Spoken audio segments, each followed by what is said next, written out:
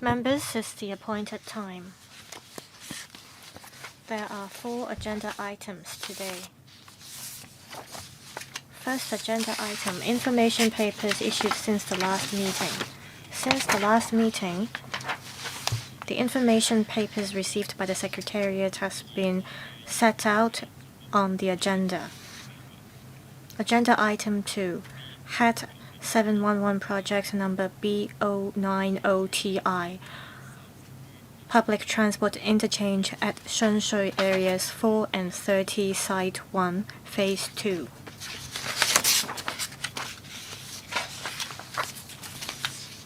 Let me now invite the government representatives to join us.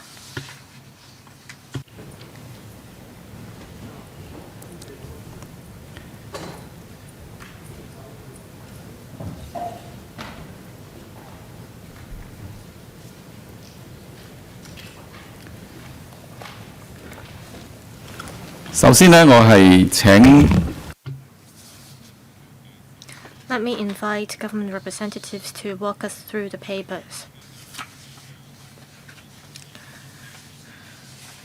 There will be a PowerPoint presentation.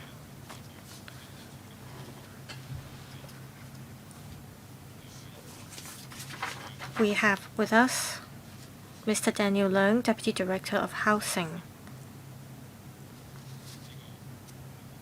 Mr. Esmond Wong, Chief Civil Engineer, Mr. Tim Lee, Chief Architect, Mr. Zhou Leung, Chief Civil Engineer, Mr. Lam Kai Meng, Chief Highway Engineer, New Territories East, and Mr. Patrick Principal Transport Officer, New Territories 1.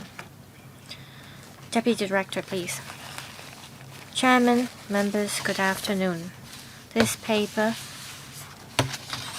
briefs member on the Public Works Program item number B090TI, Public Transport Interchange at Shui areas 4 and 30, Site 1, Phase 2. We want to upgrade this item to Category A. We also want to collect feedback from members to see how we can refine this project. We will submit this item to the Public Works Subcommittee as well as the Finance Committee for approval. Let me brief members on the project first. We want to cope with the increase in population in the vicinity as well as the increase of demand of public transport services. We will, based on the Fanling Shui Outline Zoning Plan, construct at the ground level of the podium of the Phase 2 site, construct a public transport interchange.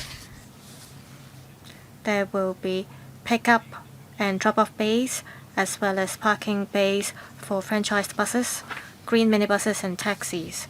There will be regulator's office, as well as 1 toilet for franchised bus operators. The associated works will include roadworks, drainage system, public lighting facilities, as well as electrical and mechanical systems. This plan shows the location plan of the proposed public transport interchange. And this shows the internal design of the PTI. On public consultation, on the 21st of January 2019, we consulted the District Minor Works and Environmental Improvement Committee of the North District Council on the project at the Shui areas 4 and 30, Site 1, and we got their support. In Q2 of 2025, we will carry out the tender exercise, and next year we will submit this project to the Public Works Subcommittee as well as the Finance Committee for approval. After getting the funding approval from FC, we plan to commence the work in Q1 2026, and the project is expected to take 2 years to complete. The preliminary estimate of the capital cost of the proposed works is about $176 million. The cost on public transport interchange and associated works is about $142 million, and other costs are about $34 million. We will invite tenders in parallel, and we will provide a breakdown on the capital cost as we reach the Public Works Subcommittee. Thank you, Deputy Director. I'd like to remind members that if you have any direct or indirect pecuniary interests in relation to this item, please, in accordance with Rule 83A of the Rules of Procedure, disclose the nature of such interests before you speak on the item. Please also bear in mind Rule 84 of the Rules of Procedure about voting in case of direct pecuniary interests. Now I'll open the floor for questions. Let me read out the names of members who have pressed the Request to Speak button. They are Mr. Dominic Lee and Mr. Edward Lau. Members will speak in this sequence. 4 minutes for each member, questions and answers inclusive. Mr. Dominic Lee. Thank you, Chairman. This public transport interchange will be built at Sheung areas 4 and 30. And this is to cope with the increase in population of about 20,000. There will be an increase in demand of public transport services.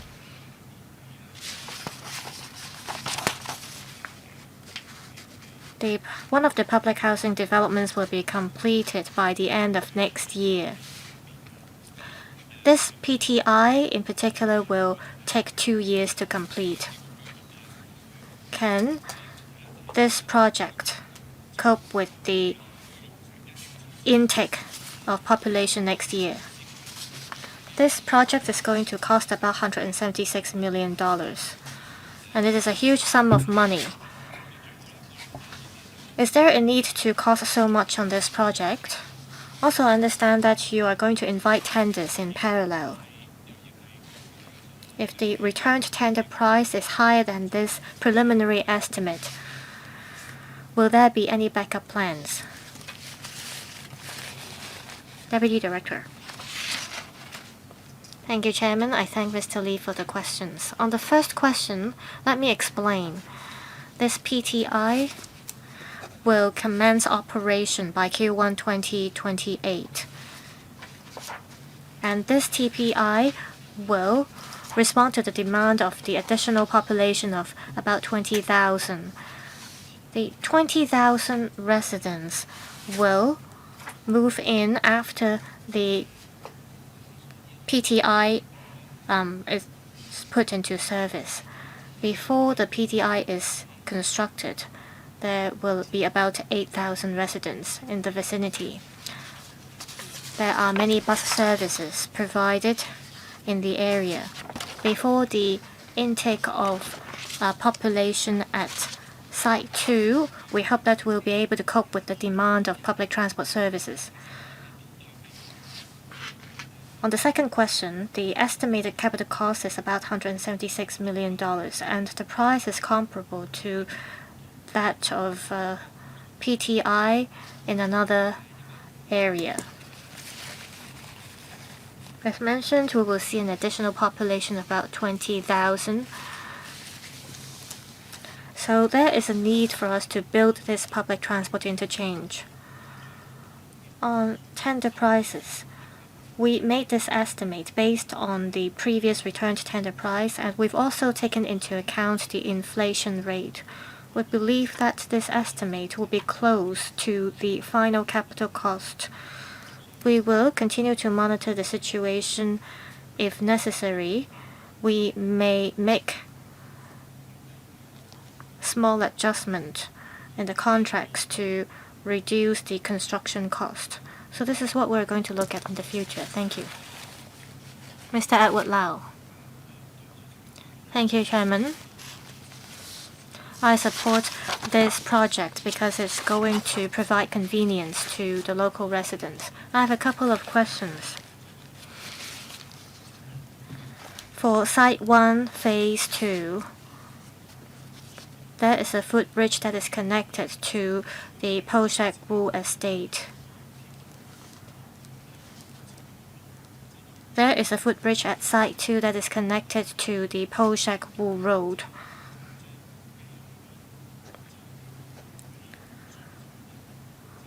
I heard that this footbridge at Site 2 may not be built.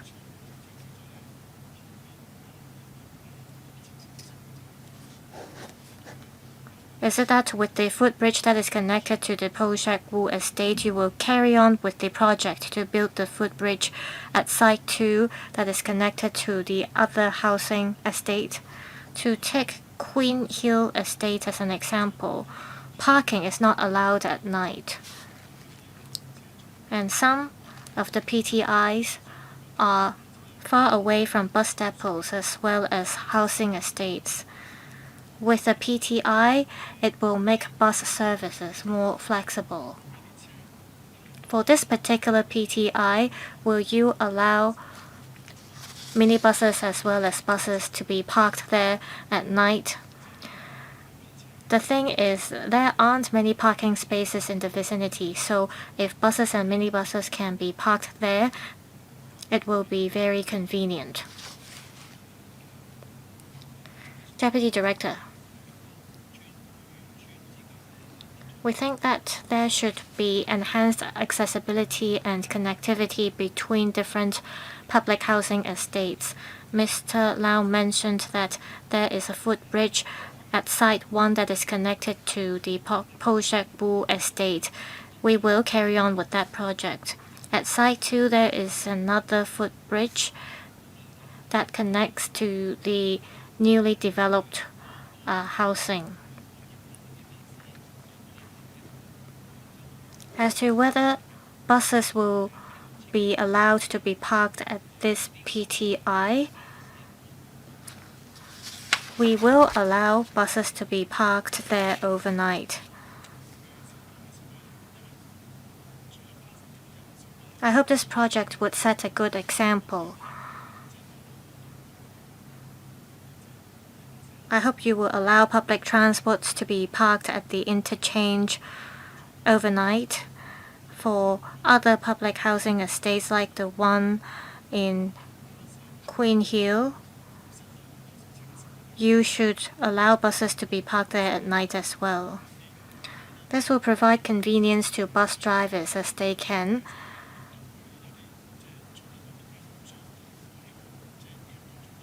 start providing services in the morning first thing. So I hope the same arrangement can be applied to the other public transport interchanges. Deputy Director, we adopt different designs for different public transport interchanges. Perhaps the Transport Department can respond to the arrangement of allowing buses to be parked there overnight. I thank Mr. Lau for the questions and his concern about the parking of buses and minibuses. The Transport Department will continue to liaise with the Housing Estate Management about this.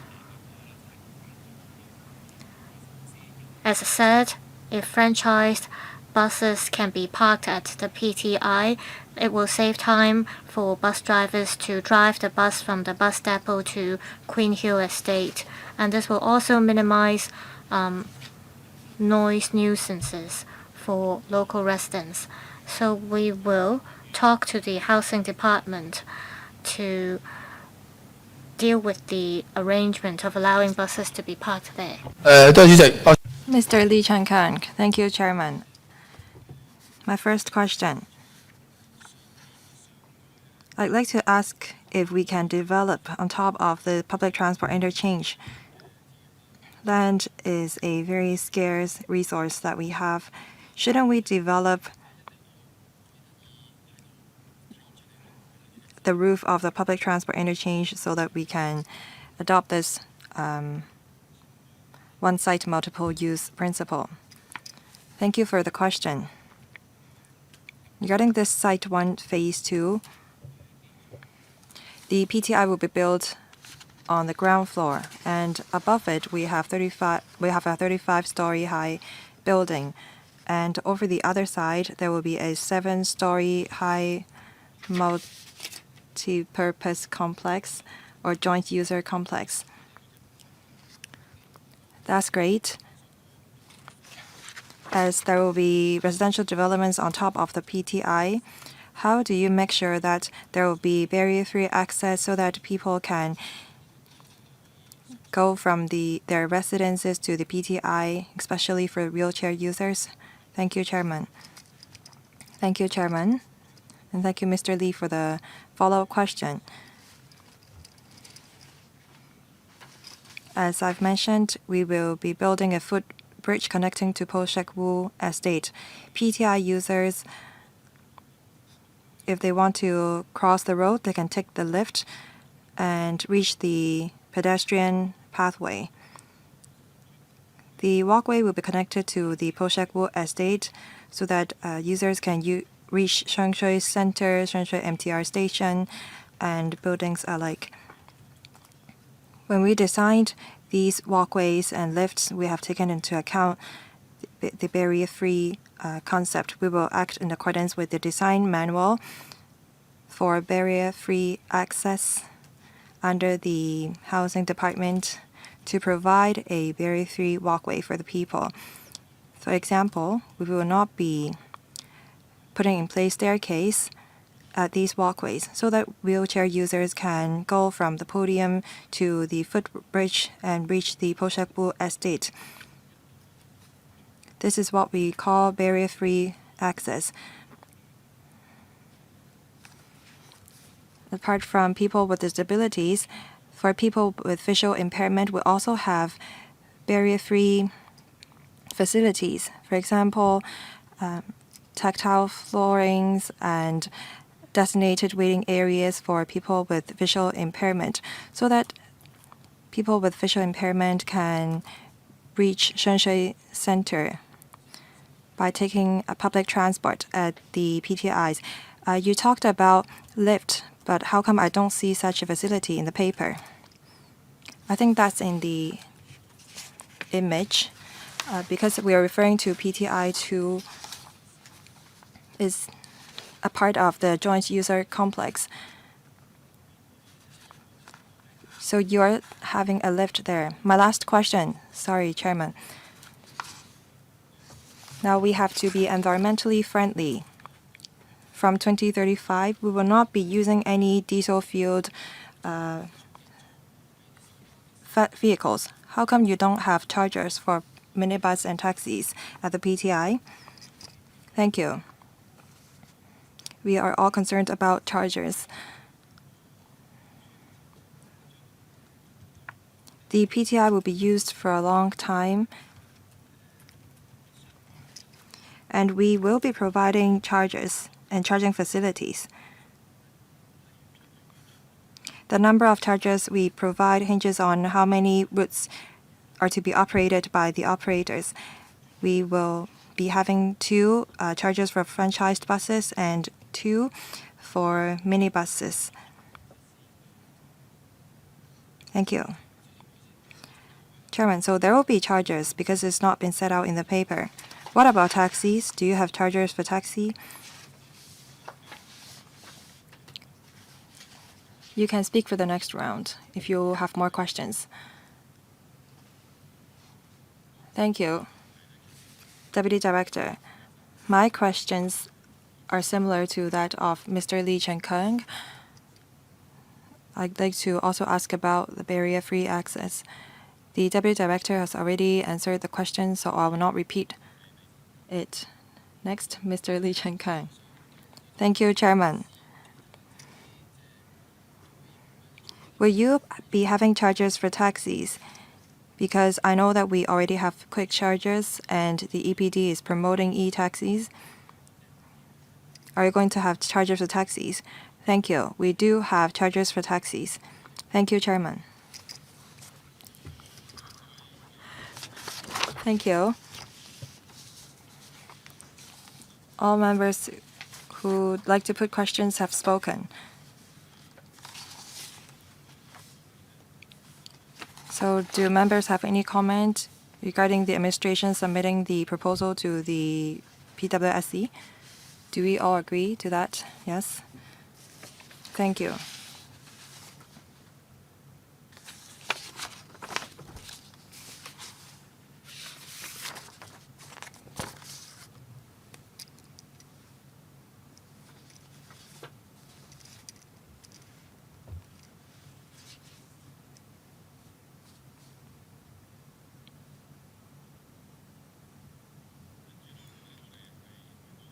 Next, we've come to the third item on the agenda, proposed regulatory regime on basic housing units.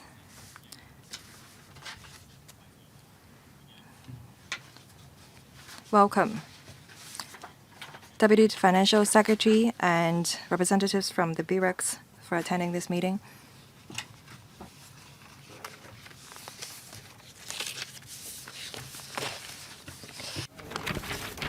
With us today from the administration are Mr. Michael Wong, Deputy Financial Secretary, Ms. Winnie Ho, Secretary for Housing, Ms. Rosanna Long, Permanent Secretary for Housing, Director of Housing, Ms. Winnie Wong, Deputy Secretary for Housing, and Mr. Jason Chan, Principal Assistant Secretary for Housing. I will first ask the Deputy Financial Secretary to give us an opening remarks and brief us on the regime. Thank you, Chairman. I will make 2 points, and then I will defer to the Secretary for Housing to brief us on the regime. What are my 2 points? Well, first of all, we've talked to multiple political parties on the regulatory regime, and I noted 2 points from them. They said that we should not be too hasty, and we should not render any SDU households homeless, while we have to be fair. What does it mean? For SDU households that are eligible for PRH households, we should not accord priority to them. We have to strike a balance among all these factors. Second, I'd like to thank the members. We're going to conduct a 2-month consultation that will last until February next year. Afterwards, we will draft the bill, and hopefully by June next year, we can come back to the panel. The Legislative Council members hope that the legislative work can be completed within this term of the Legislative Council. I thank the Legislative Council members sincerely for their contribution. Now, I'd like to defer to Ms. Ho, Secretary for Housing. Thank you, Chairman. I will talk about the regulatory regime on basic housing units.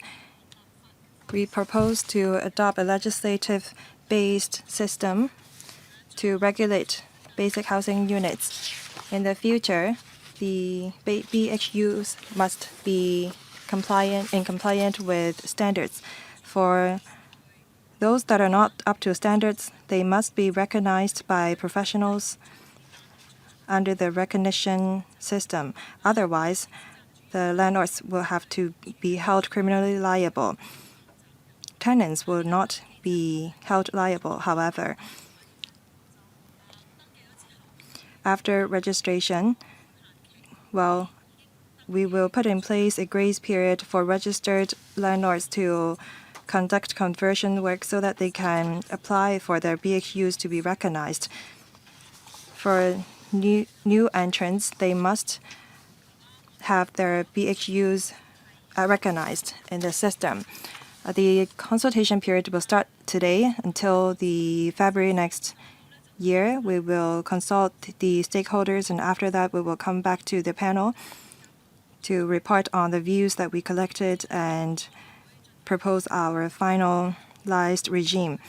Upon completion of the legislative process, we hope that the relevant registration for pre-existing SDUs under rental can commence in Q4 2025, the earliest, with applications for recognition as BHUs to be accepted concurrently. The scope of regulations cover SDUs in residential buildings or domestic part of composite buildings. As for industrial buildings, commercial buildings, and unauthorized structures, they are already in breach of the existing laws. There are existing laws and regulations governing them. And bed space are regulated under the Bed Space Apartment Ordinance, so relevant departments will continue to enhance inspection and enforcement efforts under the existing legislation. I'm sure you've heard about the standards for BHUs. The floor area should be at least 4 square meters, headroom of at least 2 meters measured from floor to underside of beam. We also have requirements for fire safety. There's requirements for width of corridors. There should be fire-rated doors, fire-rated partition walls, standalone fire detectors, so on and so forth. In terms of structure, they must be in compliance with the building's ordinance. Landlords should not overload building structure due to erection of non-load-bearing block walls. Landlords should carry out works in accordance with the minor works control system, for example, erection of non-load-bearing block walls and thickening of floor slabs by laying solid screeding. In terms of ventilation, for habitable area, there should be at least one openable window facing an area not enclosed on 4 sides with mechanical ventilation.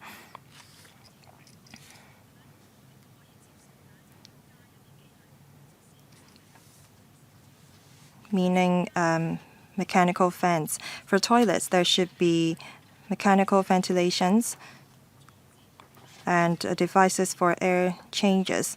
For dark toilets, we accept them, but there should be mechanical ventilation. There has to be a separate toilet with partition for exclusive use by the households. And it should be hygienic. No naked flame cooking should be allowed, and if there is naked flame cooking, there has to be a separate kitchen. The landlords will also have to install separate water meter and individual electricity meter recognized by power companies. Now, in terms of registration systems, we target pre-existing SDUs in residential buildings under rental. The registration is expected to commence in Q4 2025, the earliest, and may last for 12 or up to 18 months, subject to the consultation outcome and the progress of the legislative process. Registered SDUs will be given a grace period, which may last for 12 or up to 24 months after the registration period, for carrying out conversion works to comply with the requirements of BHUs. We welcome comments from members during the consultation period, but the grace period should not be too short. We need to allow time for the landlords to engage professionals to recognize or certify their units. For recognition as BHUs, application for recognition as BHUs will be accepted concurrently when the registration period commences. Confirmation by professionals in respect of the SDU's compliance with the requirements of the BHUs will be required for the application. Upon completion of the registration period, unless the SDUs concerned have been registered and granted the grace period, they must be recognized as BHUs before they can be rented out legally. Upon completion of the registration period and the grace period, the timing of enforcement actions will be decided, taking into account the public housing supply and other actual circumstances. For households affected by the enforcement actions, we will provide relocation assistance. However, even if they are on the waiting list for public rental housing, they will not be accorded priority in the allocation of public rental housing units as a result of the enforcement actions. Otherwise, it will not be fair to other individuals who are also on the waiting list. That's all for my presentation. Thank you. Now it's the time for questions from members. I'll read out the names on the list. First, Mr. Le Man Kwong, and then Mr. Dominic Lee, Mr. Vincent Chang, Deputy Chairman, Dr. Lo Wai Kwok, Mr. Gary Chang, Mr. Lau Kwok Fun, Mr. Lee Chen Kun, Mr. Yang Wen Kit, Ms. Wendy Hong, Mr. Andrew Lam, Mr. Kwok Wai Kun, Mr. So Chen Wing, Mr. Chan Kok Fong, myself, and Mr. Michael Tian. 15 members in total. There are more. Ms. Dari Lee. Each member will have 4 minutes, including question and answer. Mr. Lemon Kwong. 多謝主席。 Thank you, Chairman.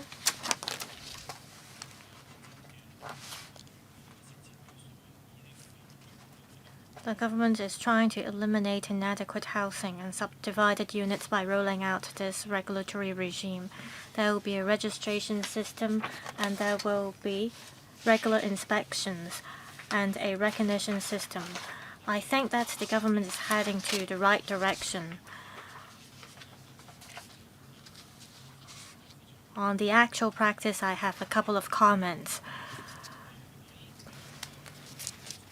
Paragraph 13 of the paper says that the basic housing units will have to meet the minimum standards. It says here that if there are serious safety problems in the common parts of the buildings, the government may refuse the recognition applications. The common areas do not fall under the responsibility of SDU owners. If you refuse the recognition applications because of this, it may still not be able to improve the safety problems in the common areas. Will there be measures to encourage SDU owners to take part in the management of the buildings? Can you ask the property owners to improve the common areas within a certain period of time instead of refusing the applications? This is my first comment. Secondly, on the minimum penalty level,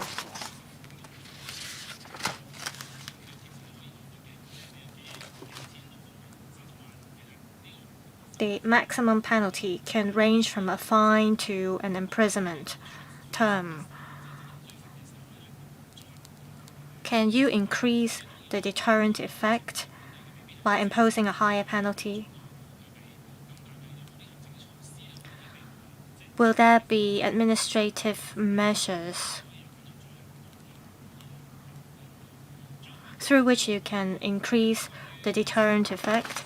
Thirdly, on support to affected SDU tenants, understand that the government might make use of transitional housing or interim housing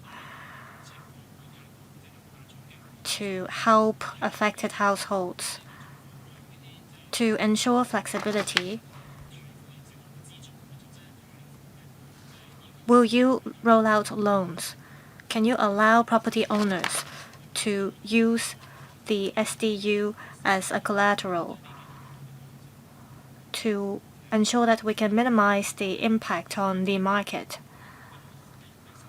Deputy FS, perhaps I'll address the first and third question. Here we are referring to the serious problem, serious safety problems.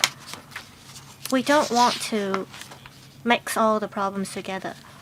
For some SDU owners, I understand they won't be able to do anything to the common areas of the buildings.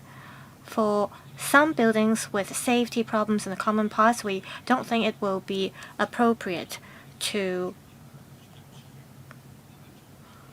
approve the recognition applications. For some of the building maintenance scheme, we help implement some repair and maintenance works for property owners, and then we recover the costs from them. So for buildings that are old and dilapidated, we have schemes in place to support property owners. Let me ask Ms. Winnie Ho to elaborate. On the question about penalty, say the bed space apartment ordinance, we imposed a jail term. For this particular regime, we propose a 3-month imprisonment term to ensure a deterrent effect so that people can be motivated to deal with substandard SDUs. Mr. Dominic Lee. Thank you, Chairman. Hong Kong is a prosperous city. However, we have people living in inadequate housing like subdivided units or SDUs. The government is now proposing the concept of basic housing units to ensure all SDUs can comply with standards, and I'm all for this. I thank the Deputy FS as well as the Secretary for Housing as well as her team for their effort. However, still there are issues that we have to deal with under the proposed regulatory regime.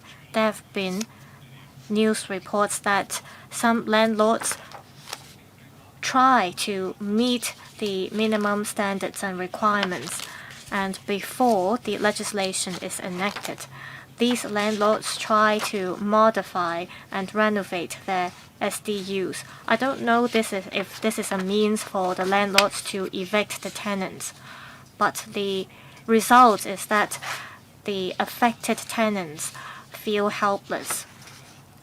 How can you prevent landlords from evicting their tenants? Also, after the legislation is enacted, will there be support measures to offer help to affected households?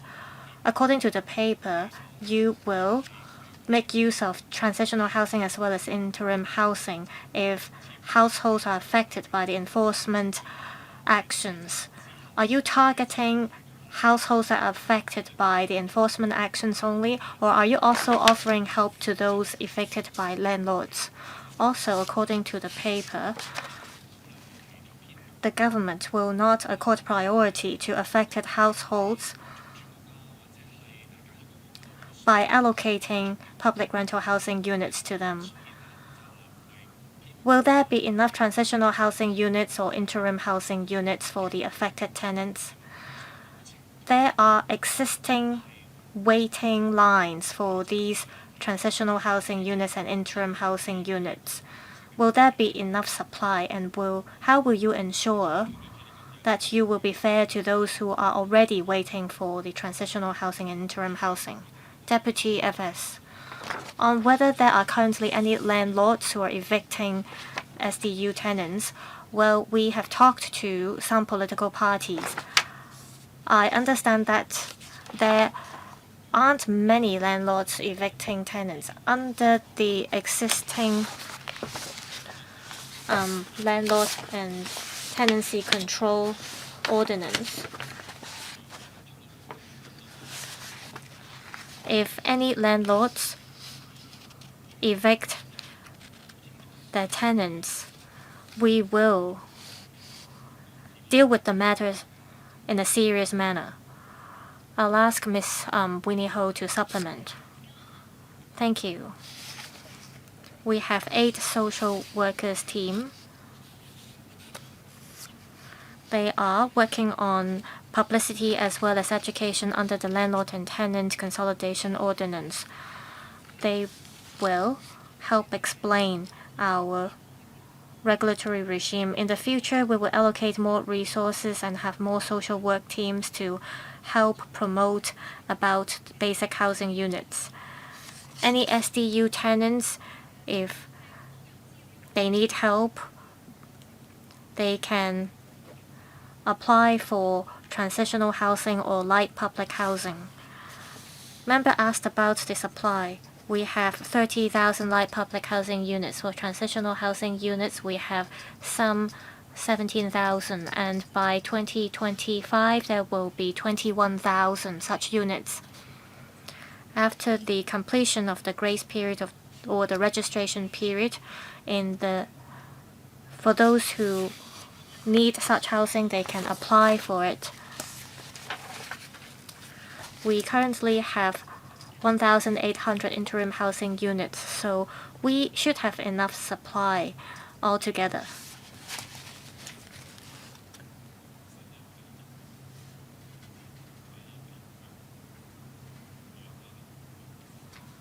I will invite Dr. Sterry Lee to speak first. Thank you, Chairman. I would like to thank the government for fulfilling its promise in implementing the regulatory regime on basic housing units. Mr. Vincent Chang and I have been very concerned about SDU tenants, and we've been advocating the eradication of SDUs, and it's been some time now. I'm glad that the government is now taking on board our suggestions, and I also understand that it requires a lot of effort in order to eliminate SDUs completely.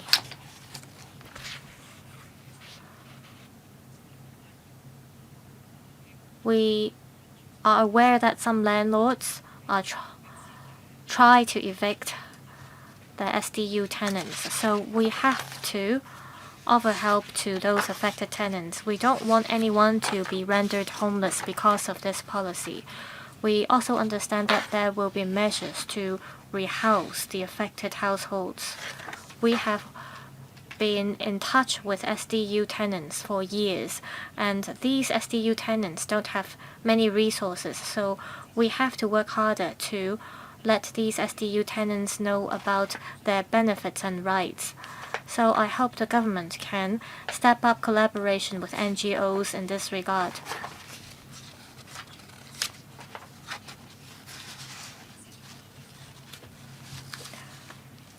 On another note, landlords might be getting different information from different channels about this regime. How can you ensure that all the SDUs can be converted to basic housing units?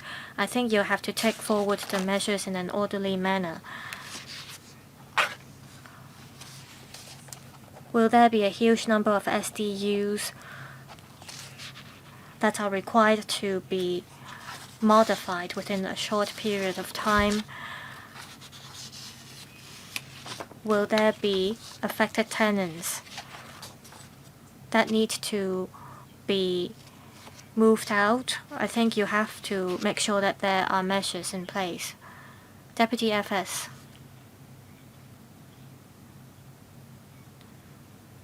We have made reference to feedback given by different political parties, including the DAB. I agree that there are many things that we have to take into account. We will work with NGOs as well as district communications. We have to let landlords as well as SDU tenants know about the regulatory regime. On potential eviction of tenants, I will ask Ms. Rosanna Law to talk about it. Currently, 70% of the SDUs only require small modifications. The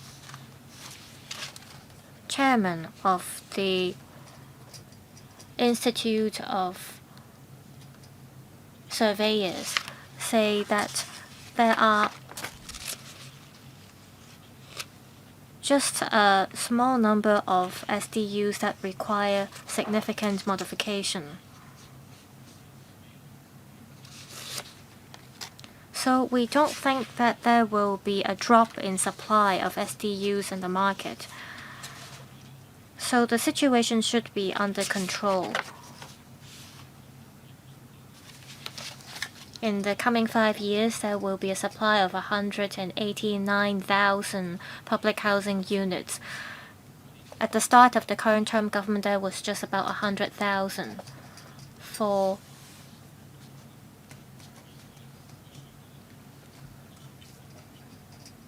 public housing units, there will be a supply of 30,000 units per year. So there should be enough supply. Ms. Rosanna Law. there have been media reports that some landlords urge to renovate their SDUs and there might be affected tenants. We have been checking with the RVD to see if such situation is happening. We also urge members to let us know if there are cases in which landlords evict their tenants because of this regime. As mentioned by Deputy FS, this regulatory regime has not been put in place yet. The relevant legislation has not been enacted, and the minimum standards has not been finalized, so there is no reason for landlords to renovate their SDUs now. Also, all SDUs are currently under the regulation of the Landlord and Tenant Consolidation Ordinance. If there is any eviction or increase in rent, we will deal with the matter seriously. But so far, we haven't got any complaints in this regard. Dr. Lo Wai Kwok. Thank you, Chairman. When I was in primary school, I lived in a tenement building. And in the unit where I lived, there were multiple households. We didn't have SDUs back then, but we shared the same kitchen and toilets. We lived peacefully together and we had great neighborhood relationship. We often shared food. And I had a great childhood memories. But the living conditions was poor. We worked hard. As children, we knew that our parents worked very hard.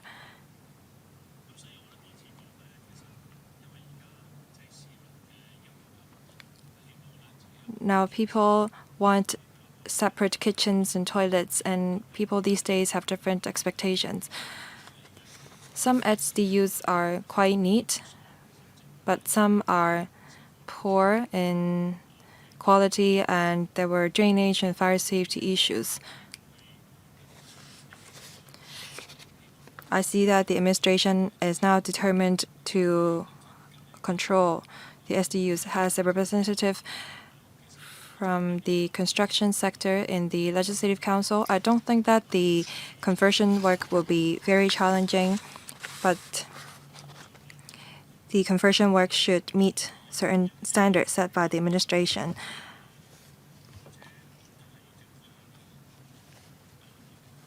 I have a suggestion.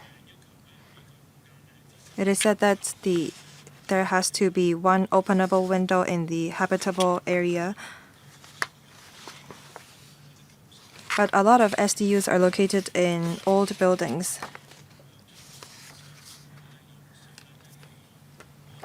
Some of them make use of the re-entrance for lighting and ventilation. I think that as long as there is a window facing the re-entrance, that would be good enough.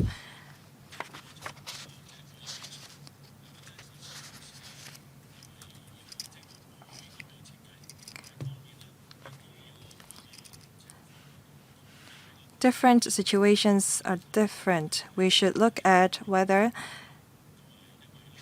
the patio has hygienic problems before we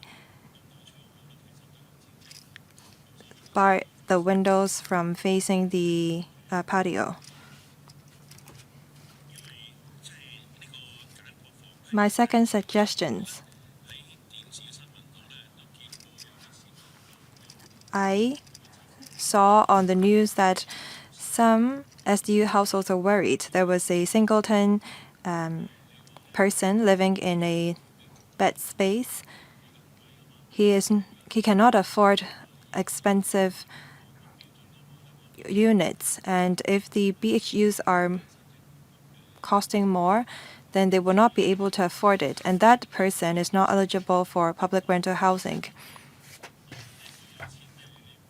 I think that the administration should be more down to earth. Everyone wants to live better. Now, I know that we have a bed space apartment ordinance. Are we replacing the bed space? Thank you. Deputy Financial Secretary, thank you for your recognition of our work. You have 2 questions. Different people have talked to us about the window issue. We conducted some site visits at existing SDUs. We accept openable window facing re-entrance. So we think that 90% of SDUs will fulfill our requirements, but still we will look into whether we will accept windows facing light rails. As for the bed space apartment ordinance, we cannot amend all legislation. The structure of that bed space apartment ordinance is formulated by the HYAB. We will amend relevant provisions in that ordinance when we amend put in place the regulatory regime on BHUs. We are not replacing bed space apartments, but they have to be humane and they have to be safe. We will amend the relevant ordinance perhaps in the next term of the Legislative Council. Next, Mr. Gary Sheung. Thank you, Chairman.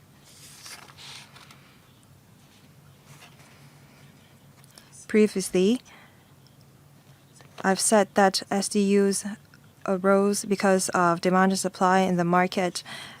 The administration is now trying to regulate SDUs because we want to ensure a good living environment for the people. That's why the Secretary said that they will not be hasty and they have to make sure that the SDU households being displaced will have a place to live. We should not be rendering any SDU households homeless because that goes against our original intent. I have a question.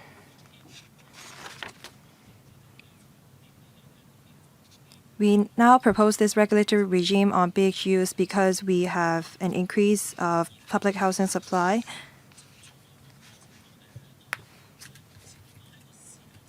Currently,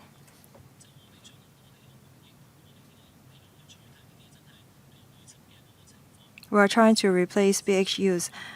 I wonder if the increase of public housing supply can actually meet the demand, because after the inadequate housing has been replaced, there will be a drop in demand.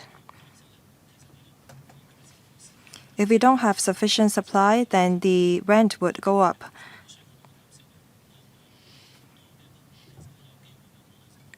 Some SDU households may go for public rental housing and transitional housing. That's why the demand for SDUs may drop in the future.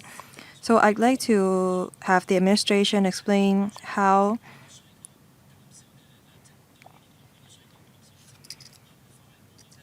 the drop in demand for SDUs will be more significant than that for the public rental housing. We have to make sure that the rent will not go up substantially.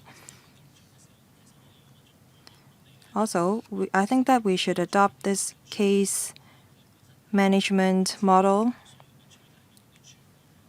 so that we can cater to the affected households. SDU households may have more than housing needs. They may have other demands and in relation to their livelihood. I hope that there will be a case management model to help the people in need. This is a policy that is close to the hearts of the people. I hope that during the consultation period, the administration and the Legislative Council would go into the community and listen to the people. And I think that we should hold a public hearing to hear from the people. Thank you, Chairman. Deputy Financial Secretary. Thank you, Chairman, and thank you, Mr. Zhang. I will talk about the timing of the regulatory regime. As for the case management model, Ms. Ho will address that. As for the third suggestion, Well, as you can see, our consultation period lasts 2 months only. But previously, we have talked to the relevant stakeholders, formally and informally. In the next 2 months, we will talk to even more people in a more focused manner. There was a designated webpage on the Housing Bureau website. People can enter their comments on the website. As for timing, hopefully by Q4 next year, we can legislate for the regulatory regime. Upon legislation, we have a 12 to 18 months registration period. If we adopt the 12-month as period, then the registration period will end in 2026, and after that we'll have a grace period lasting 12 to 18 months again. For people who are interested in operating BHUs, they should register first. They just have to give us some simple details that can be completed within 1 to 2 hours. If they are even unwilling to fill out the information, they should stop operating their BHUs. After registration, they have to modify their flats, and during the period of modification, they cannot rent their units out. Only in 2026-27 will the regime be put in place. By that time, we will have more public housing for the people. As for the case management model, I will ask Ms. Ho to talk about that. Thank you, Chairman. This is a great suggestion. For transitional housing and light public housing, when we process these applications, we come across applicants who have other difficulties, such as job seeking and switching of schools. That's why we have 6 teams of social workers. And in the future, we will adopt the same model. Some households have children, some households have elderly. Each case is different. We will keep our communication with the applicants. Next, Mr. Lau Kwok Fan. Thank you, Chairman. For us to replace inadequate housing and to meet the demand of housing from the people, I think that this basic housing units is a great way to go. Previously, we had squatters, and we had tolerance policies. All these are the products of the times. I support this regulatory regime on BHUs, but I have a few questions. First, modification work of SDUs. I know that there are standards, but landlords should comply with also other ordinances relating to building structures, for example. If they breach those regulations and legislations, will the relevant departments take action?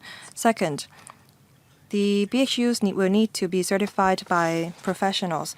But if that process is too complicated, and if criminal liability is involved, perhaps some professionals will not be willing to certify BHUs.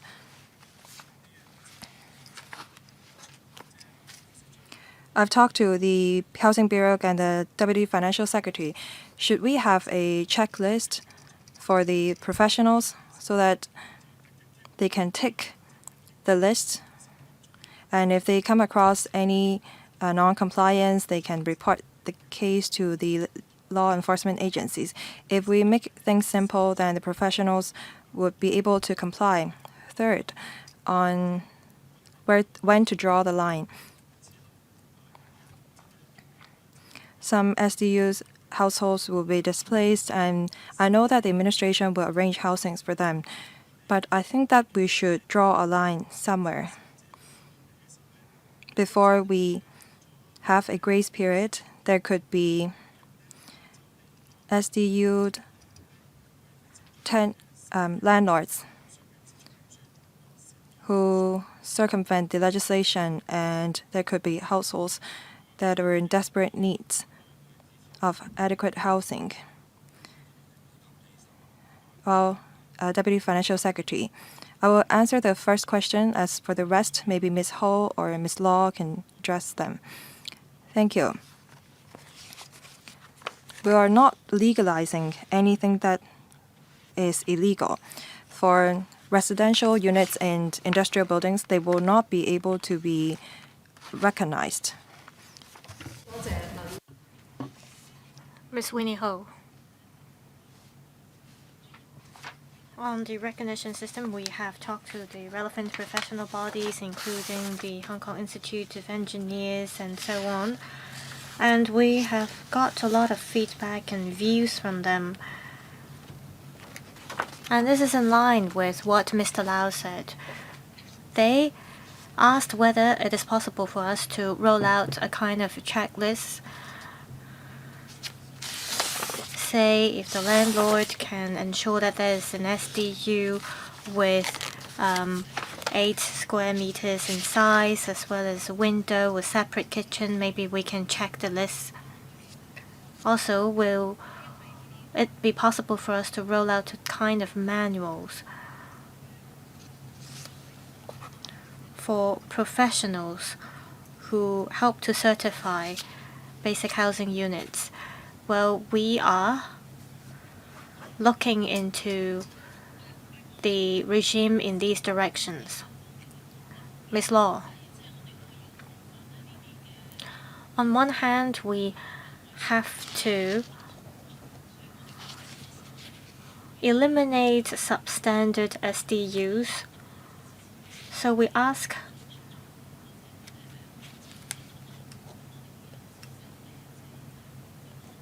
landlords to fulfill certain requirements if they are renting out some of the pre-existing SDUs. Under the proposed legislation, we empower the Secretary for Housing to set priorities. The Secretary will take into consideration the supply of public housing units as well as other housing resources, including transitional housing, interim housing, and transit centers.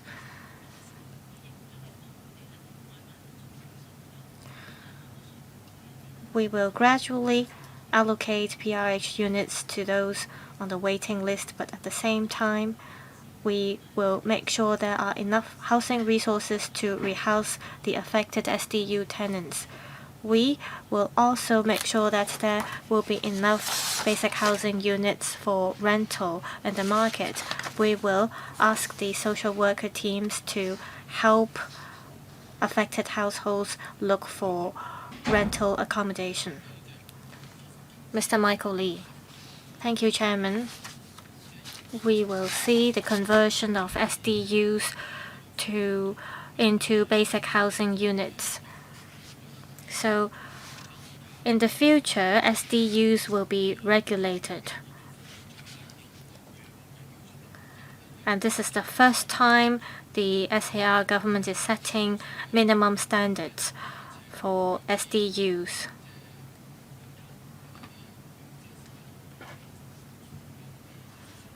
While you are setting these minimum standards, I wonder if landlords will think of ways to roll out other types of rental accommodation. For example, within an 8 square meter living space, will there be more than one household? Well, of course, it is problematic for 2 strangers to be living in one unit. However, students or people who come to Hong Kong for businesses may be willing to rent this kind of subdivided units. So I want to know how the government views this. Secondly, you mentioned about the checklist. The checklist should cover not only the structures or equipments within a housing unit. You should also look at the facilities of the entire buildings. For example, is the structural wall damaged? I know that you will ask professionals to check all these while certifying whether the SDU is in compliance with the requirements. However, I think we should also look at, for example, the loading capacity of the structural walls of the common areas of the buildings. Deputy FS. I thank the member for his recognition. On subdivided units, I think what Dr. Low said was right.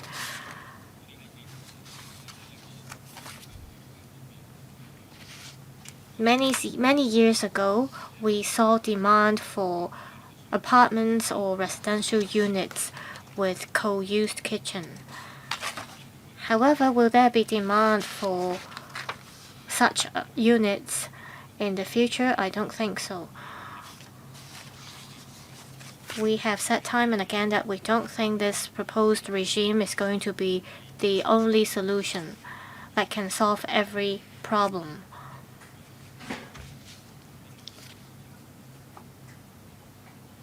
I'll ask Ms. Winnie Ho to elaborate.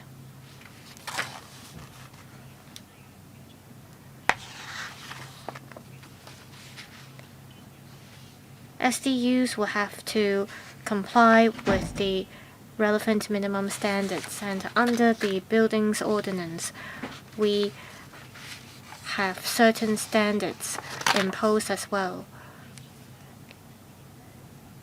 If the landlord fails to comply with certain orders imposed by the Buildings Department, this will be indicated on perhaps the checklist as well.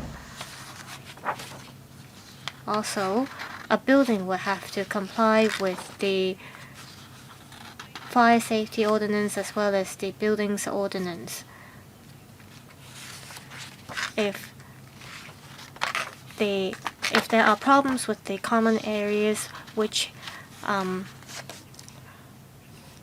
prevents the landlords from converting the SDUs, then we will deal with the matter. Mr. Kitson-Yang, I would like to thank the government. In the previous housing panel meeting,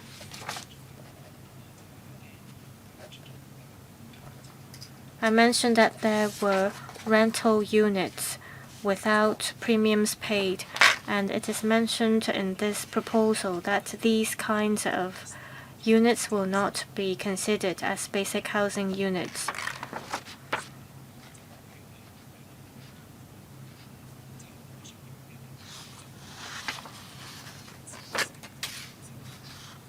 So I just want to confirm that this is going to be the case.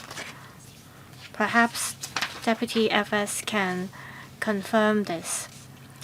Also, I have 3 suggestions. The first one is about unauthorized building works. There are 7,000 buildings that have to comply with the fire safety order.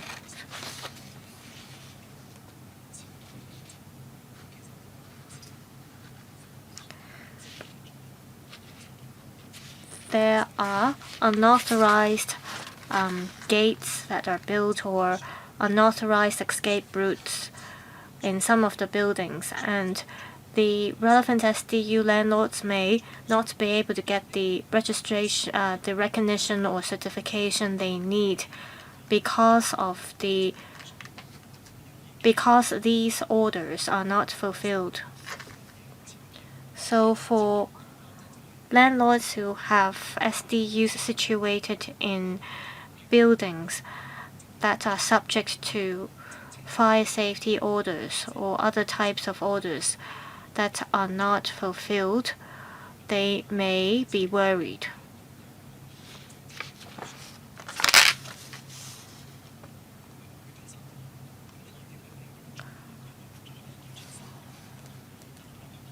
The Operation Building Bright 2.0 has concluded. I want to know if the government is going to roll out a 3.0 version of the scheme.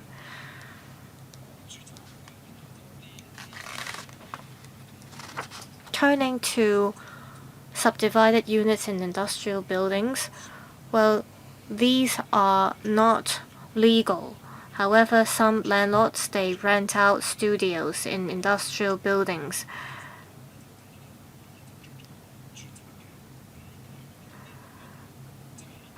However, these studios are in fact serving as accommodation. We want to prevent these kind of studio flats in industrial buildings from spreading.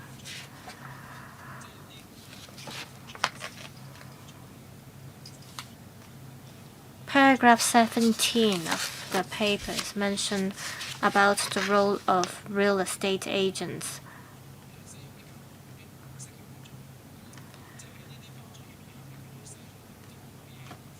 And it also mentions about principal tenants who may be held criminally liable.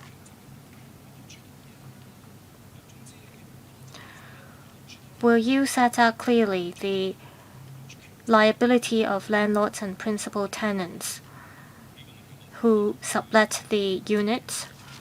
Deputy FS. I thank Mr. Kitson-Yang for his support. We are setting minimum standards for SDUs, so all the future basic housing units will comply with the relevant requirements. The minimum standard is that the size of the BHUs will be 8 square meters. Of course, you can have 11 square meters or 16 square meters. The Operation Building Bright scheme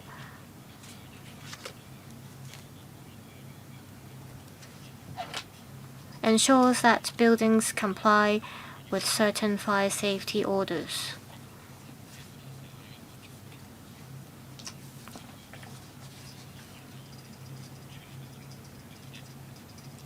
I cannot tell you whether there will be a 3.0 version of the scheme, however.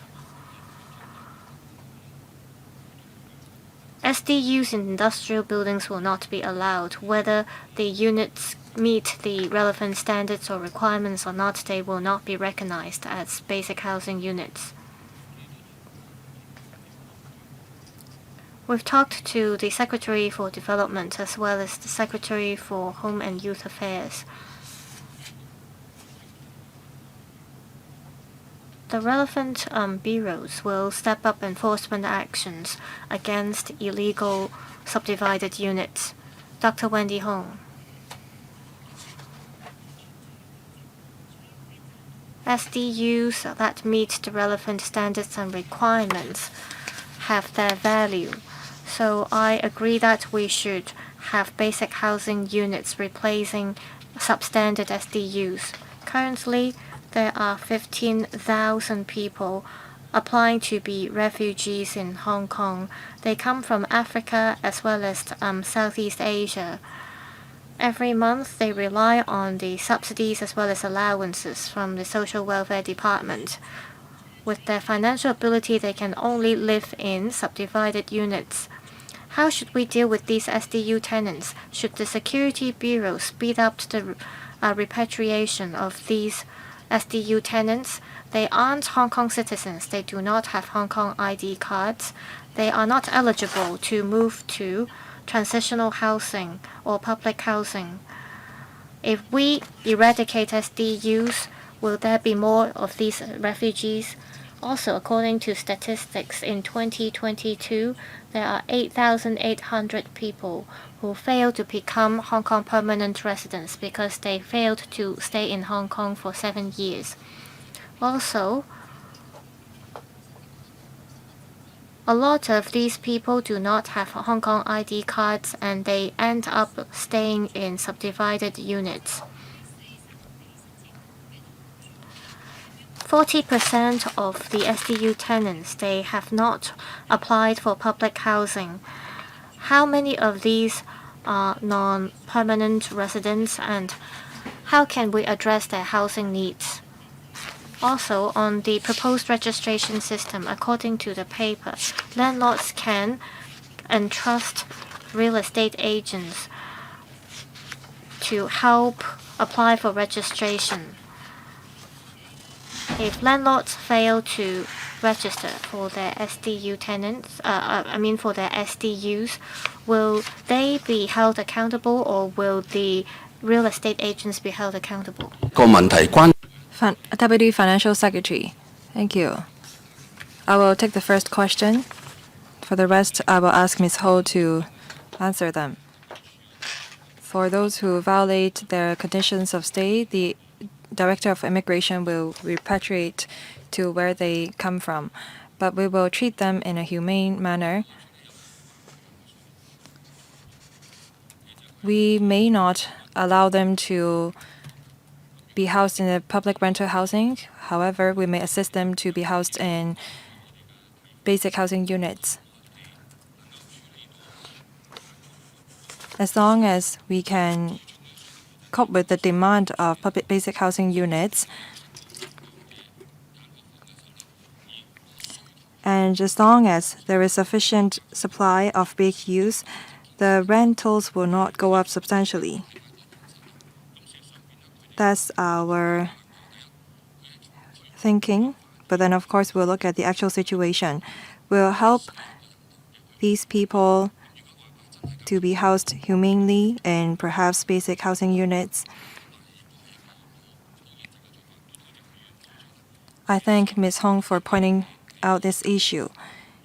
If we are biased, then more people would come to stay while violating the conditions of stay. I will ask the Secretary to supplement.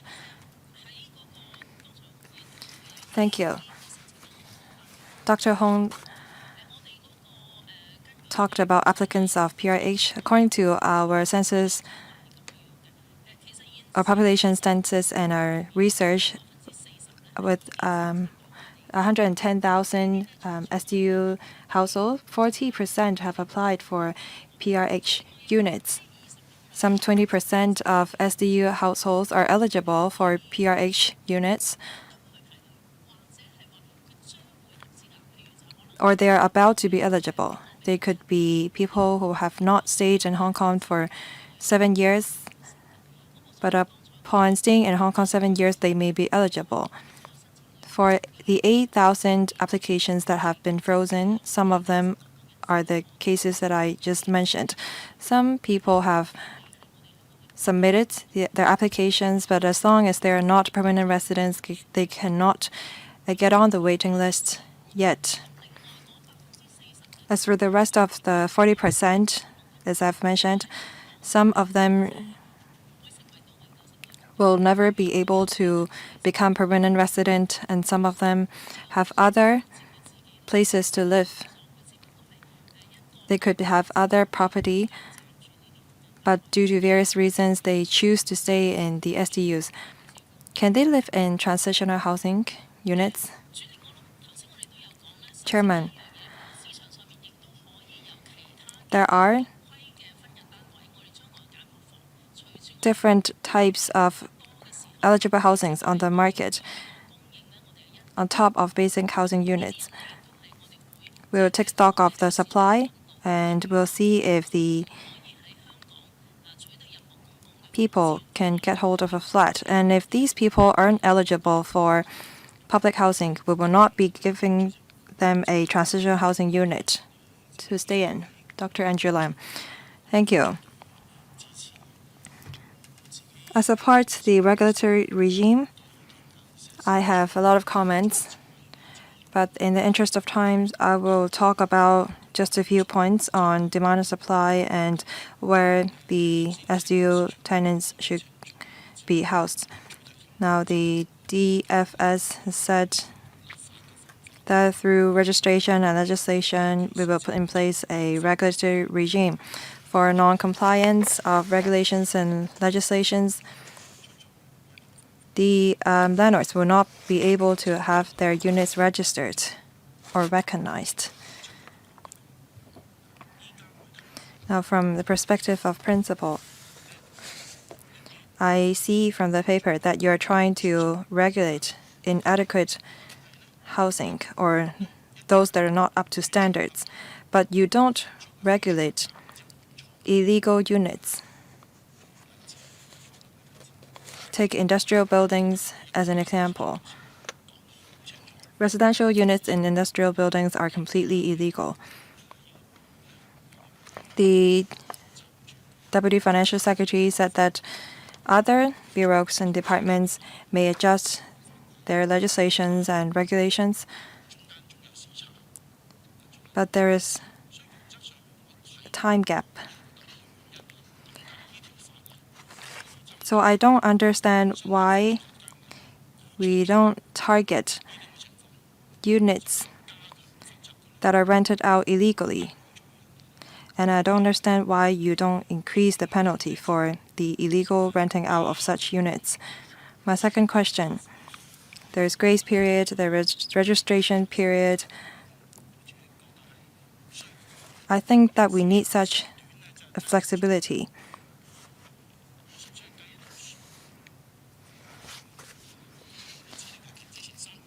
Three months prior to the specified date, the landlords can register their units, and the grace period can last up to 18 months. Now, 24 plus 18 months means 48 months, and plus 3 months, 45.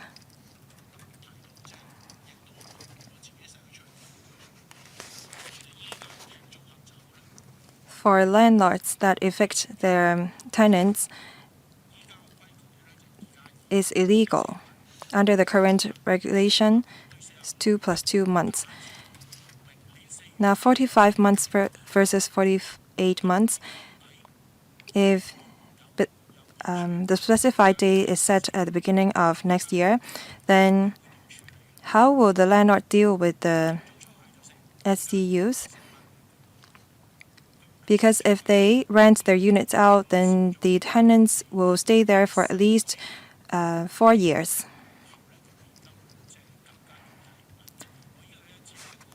This is just an example.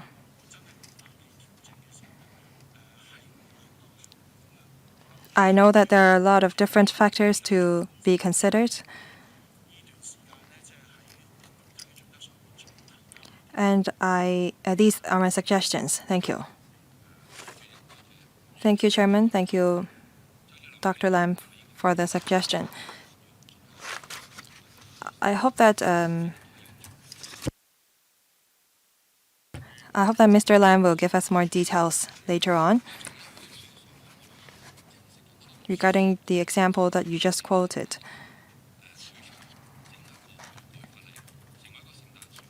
We don't want our amendment to become a Christmas tree.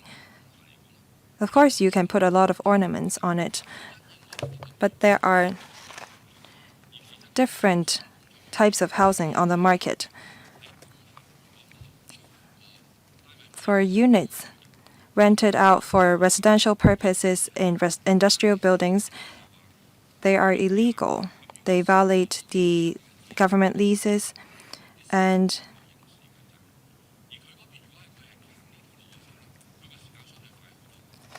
if the buildings department take action, it will be faster because there is no grace period and no registration period involved. I have thought about the suggestion made by Mr. Lam, but we have struck a balance. Next, Mr. Kwok Wai-kun. Thank you, Chairman. The proposed regulatory regime on beach use is to replace and eradicate SDUs. For units that don't meet the standards for basic housing units, they are considered substandard SDUs. This is a clear way for us to eradicate inadequate housings, but I have a few questions. It is estimated in the 110,000 SDU households. It is said that they only received some 30,000 Form AR2. So I wonder how many Form AR2 have they received until today.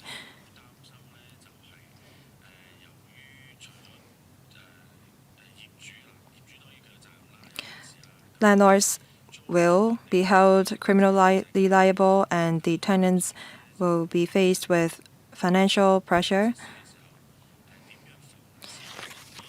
When the regime is in place, how do we make sure that there won't be any SDUs going underground?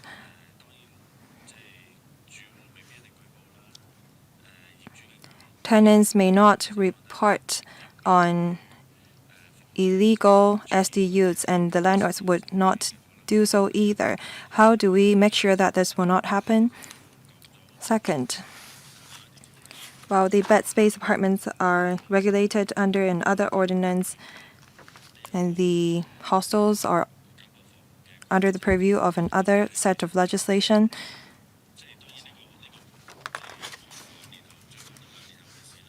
the regulatory regime will only be in place in 2 years' time, the earliest. But I wonder if the administration has conducted any assessment as to whether the SDU's households will go for bed space apartments or hostels or guest houses, rather. Thank you, Deputy Financial Secretary. Thank you for your support.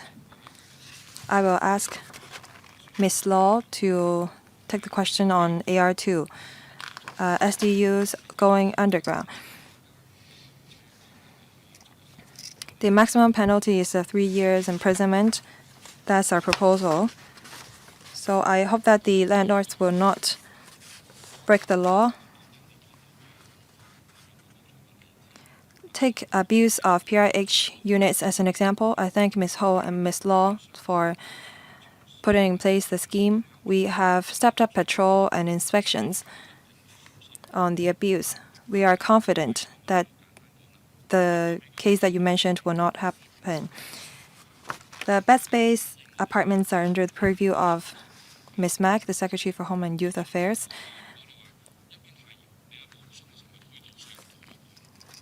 If the regulatory regime for BHUs is too stringent and if the regulation for bed space apartments is too relaxed, then demand would go to bed space apartment. I understand that, so we will make relevant adjustment. Ms. Law, since the implementation of the LTCO, the RMVD has received 44,500 farms AR2. There will be more coming. And enforcement action has taken against some 450 cases. We publish press release whenever there is judgment handed down by the court. The RNVD has deployed more manpower to conduct 1,000 proactive inspections every year. We undertake that we will conduct at least 1,000 operations per year.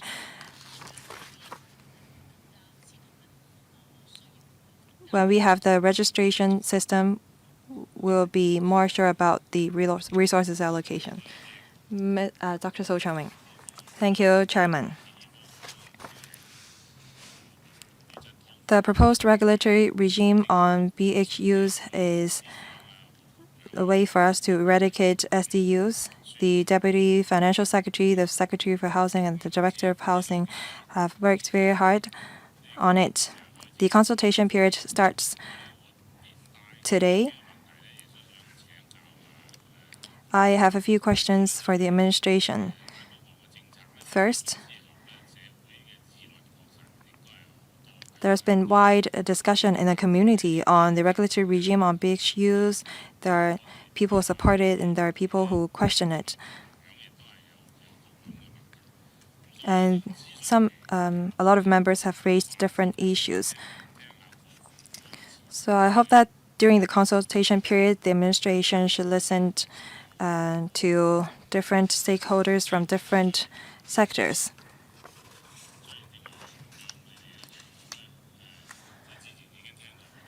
The Deputy Financial Secretary said that they have listened to many views, but prior to the policy address delivery, I did not hear about the regulatory regime. So I think that you didn't really hear from people from all walks of life prior to the consultation period. I think that we should have an effective consultation. So within these 70 days, how will you conduct your consultation and who will you consult? Second,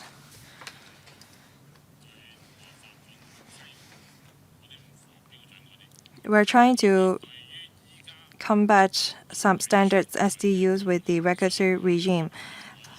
What about rooftop apartments, bed space apartments, and residential units in industrial buildings? We should treat all types of substandard units equally. We should not be strict with one type of housing and be relaxed with another type of housing that are illegal. Some members and I met with an organization that is a welfare organization who led 10 odd people with housing needs to the Legislative Council. Some of them live in illegal rooftop structures.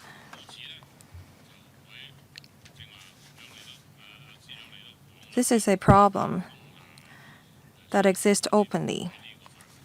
The Deputy Financial Secretary said that the residential units in commercial buildings and industrial buildings are not under the purview of the regulatory regime, but I think that we have to combat those issues as well. Dr. So, please be succinct.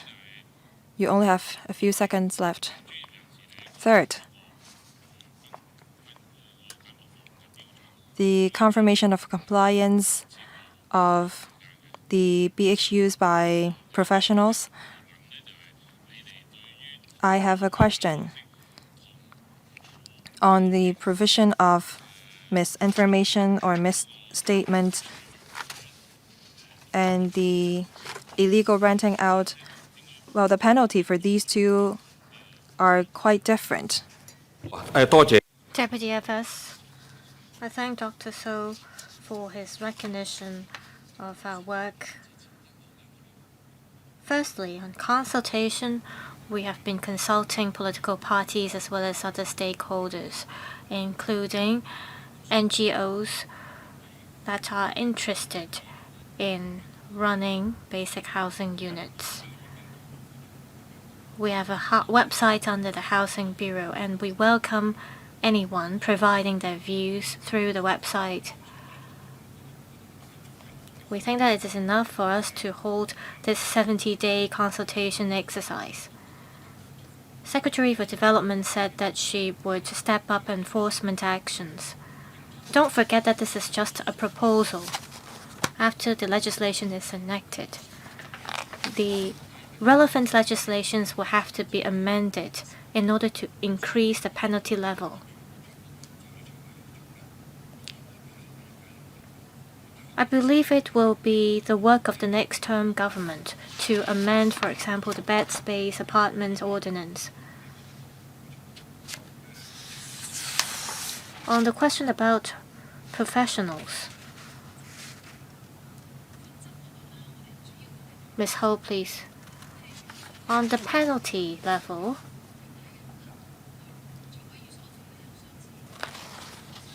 there are similarities between this proposed regime as well as the bed space apartment ordinance. So we made reference to that ordinance when we set the penalty level.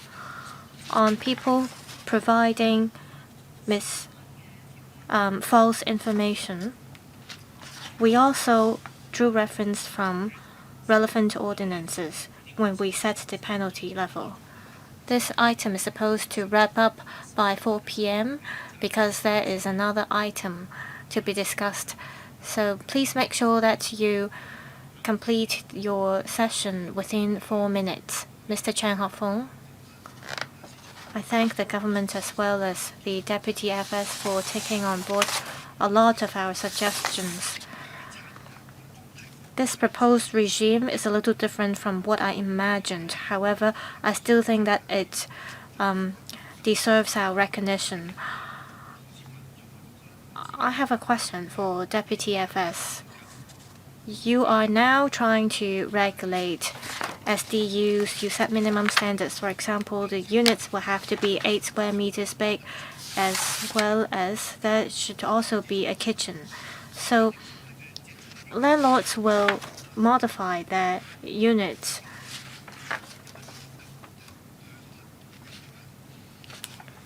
Affected SDU tenants who are not allocated a public housing unit, they'll have to go to bed space apartments or guest houses.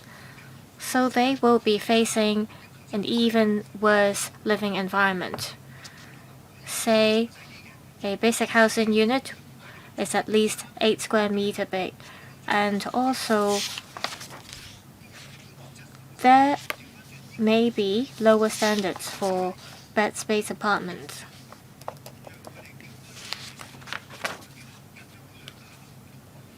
What I'm saying is that if the minimum standards are set too stringently, people affected by this regime will have to opt for a worse living environment. As mentioned by the Permanent Secretary, you got some 40,000 AR forms.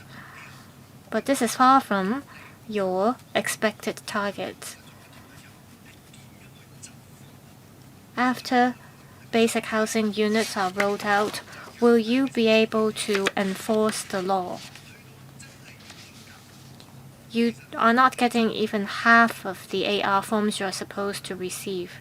With basic housing units, it will be even harder for you to enforce the law because you'll have to collect evidence, you'll have to carry out inspections, and so on. What kind of enforcement actions will you take in order to give people peace of mind? Also, according to your proposed regime, you haven't thought about owners' corporations.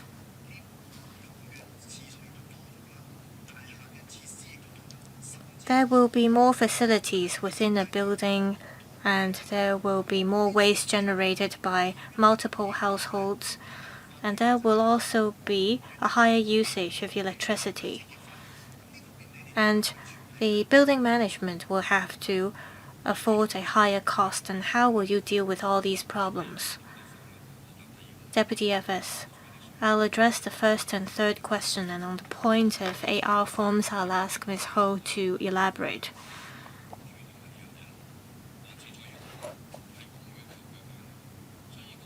The level of rent will depend on the demand. The SAR government will continue to ensure an adequate supply of housing. This is of utmost importance. Otherwise, the rent will continue to go up no matter what. At the beginning, we only had 100,000 some public housing units, but in the coming 5 years, there will be 189,000. We set the 8 square meter standard, and we think that this is already a low standard, and we don't see why we should further lower the standards. On AR forms,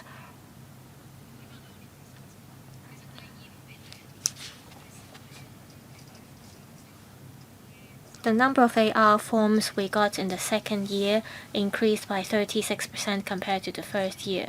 By the end of this year, we expect to receive about 50,000 AR forms in total. So you see that the landlords are aware that they need to submit AR forms. We have 6 social work teams, and they will continue to promote the system and our work.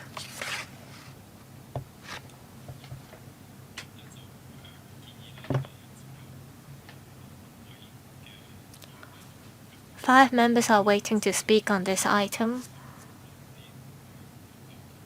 I will draw a line after these 5 members.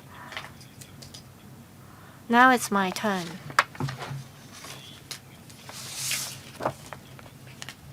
The FTU has proposed some suggestions on this regulatory regime. I'm glad that the government has taken on board a lot of our suggestions.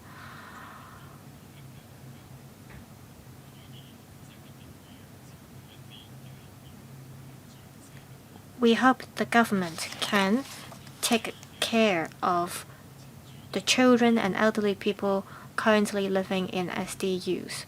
We agree that there should be a registration system. Can you collect data about SDU tenants under the registration system? Children and elderly people living in SDUs need to be taken care of.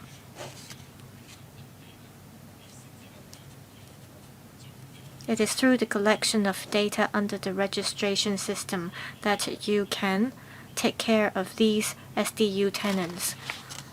I hope the government can take on board our suggestions. Both landlords and SDU tenants may not be aware of this proposed regulatory regime.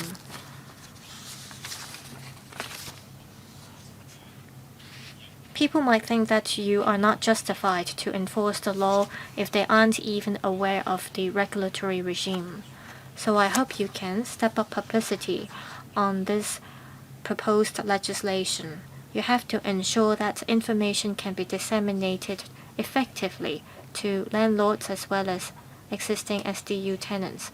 I want to know the thoughts of the government in this regard. Deputy FS, I thank the chairman for your support. We have taken on board a lot of the suggestions made by the FTU. We will collect information about children and elderly people living in SDUs. Children and elderly people will be given priority in terms of being rehoused to transitional housing. On publicity work, we will step up publicity. There is still 1 year before we enact the legislation. By the time the legislation is enacted, all the details would be laid down, and by then the Information Services Department, as well as district care teams and different political parties, will work together to promote about this regulatory regime. We want the information to get to the people in need. Mr. Michael Teen, I have 3 questions.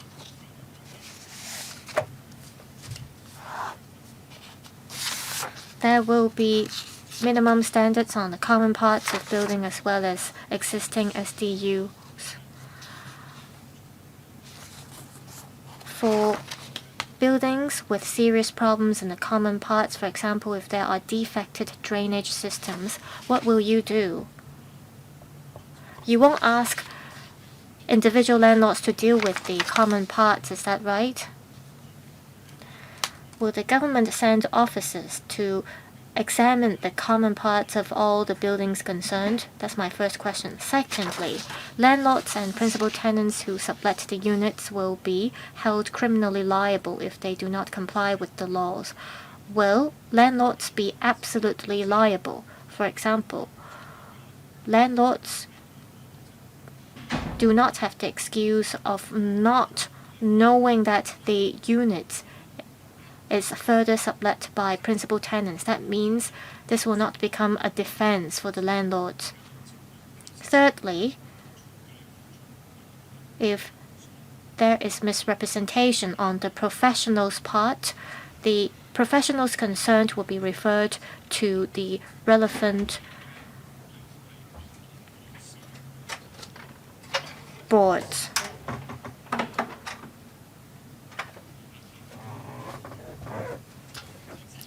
Three questions. Deputy FS, I thank Mr. Michael Teen for the questions.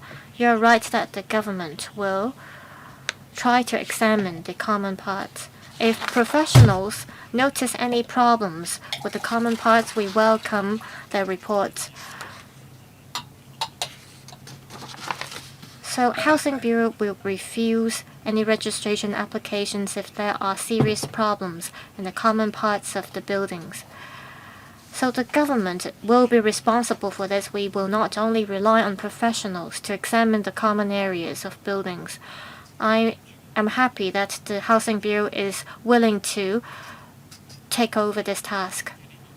What about the renewal every 5 years? Yes, the registration will have to be renewed every 5 years. Professionals will have the duty of care, or the landlords will also have the duty of care. Say a unit is sublet further by the principal tenant, will have to perhaps look at the case individually. Whether landlords will have to bear the absolute liability, we will have to talk to the drafting division of the Department of Justice. Landlords will have to bear the duty of care. What is your plan? Mr. Tian, to put it simply, landlords should be held liable to a certain extent, but should we subject them to strict liability or duty of care? We have to look into it. On the situation with the professionals, Ms. Law, please. Ms. Ho. We trust the professionalism of the experts, but some professionals may sign the report despite non-compliance. Under such circumstances, the professionals will be held criminally liable, and we will relay the case to the relevant professional institutes. That person may be removed from the registration or be reprimanded. So you will prosecute them, and there could be sanctions by the institutions. If there is misstatements, then there will be criminal liability. Next, Mr. Vincent Chang, Deputy Chairman. Thank you. The members have put a lot of questions. I support the regulatory regime for BHUs, and I thank the Secretary and the Deputy Financial Secretary for their efforts.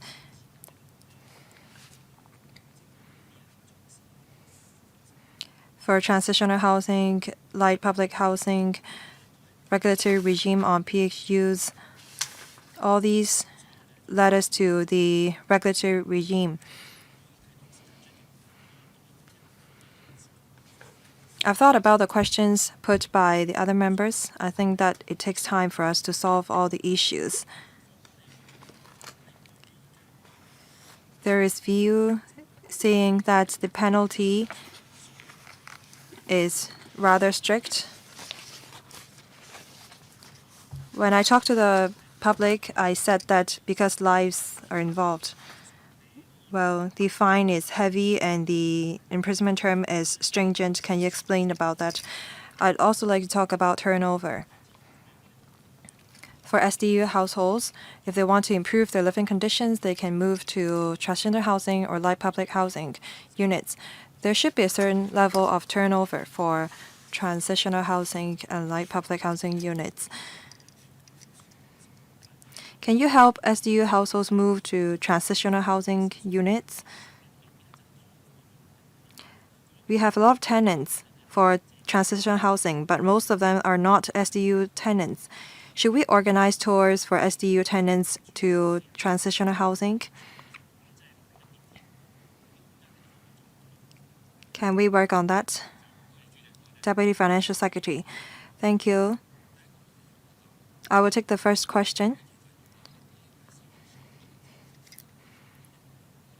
The aggregate profit received from renting out several units subdivided from a single flat is very high. Just fine will not be enough. That's why we put in place prison term. landlords will not be inadvertently caught by the law. They will only break the law if they don't register their units. That's why we think that the 3-year imprisonment term is appropriate. Secretary for Housing, please. For applications of transitional housing and light public housing, well, if the applicants have been living in inadequate housing for a long period of time, then we accord priority to them. Like Mr. Chang said, we think that there are different ways for us to ask SDU tenants to move to transitional housing units or light public housing units. The transitional housing units, well, 64 of such units cost less than 3,000 in terms of rentals. We organize tours for SDU tenants to transitional housing. We show them how their children will be happier if they're moved to better living environment in transitional housing and light public housing units. I think we also have to think about the turnover. After the SDU tenants have been moved to the transitional housing, they may be able to be housed in the PRH units in the future. Thank you. The turnover of transitional housing is 140% or more, so there is turnover. Next, Ms. Carmen Khan. Thank you, Chairman. I speak in support of the consultation period. I think that this shows the determination of this term of the government. The task is challenging. We often talk about inadequate housing, but what does inadequate mean? Now, the administration have set out 8 requirements, and for units that don't meet the 8 requirements, then they are substandard.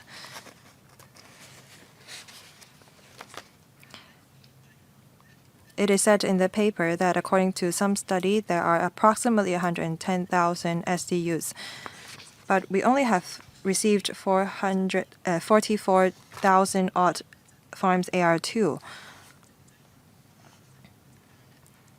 What is the relationship between the recognition system and the registration system?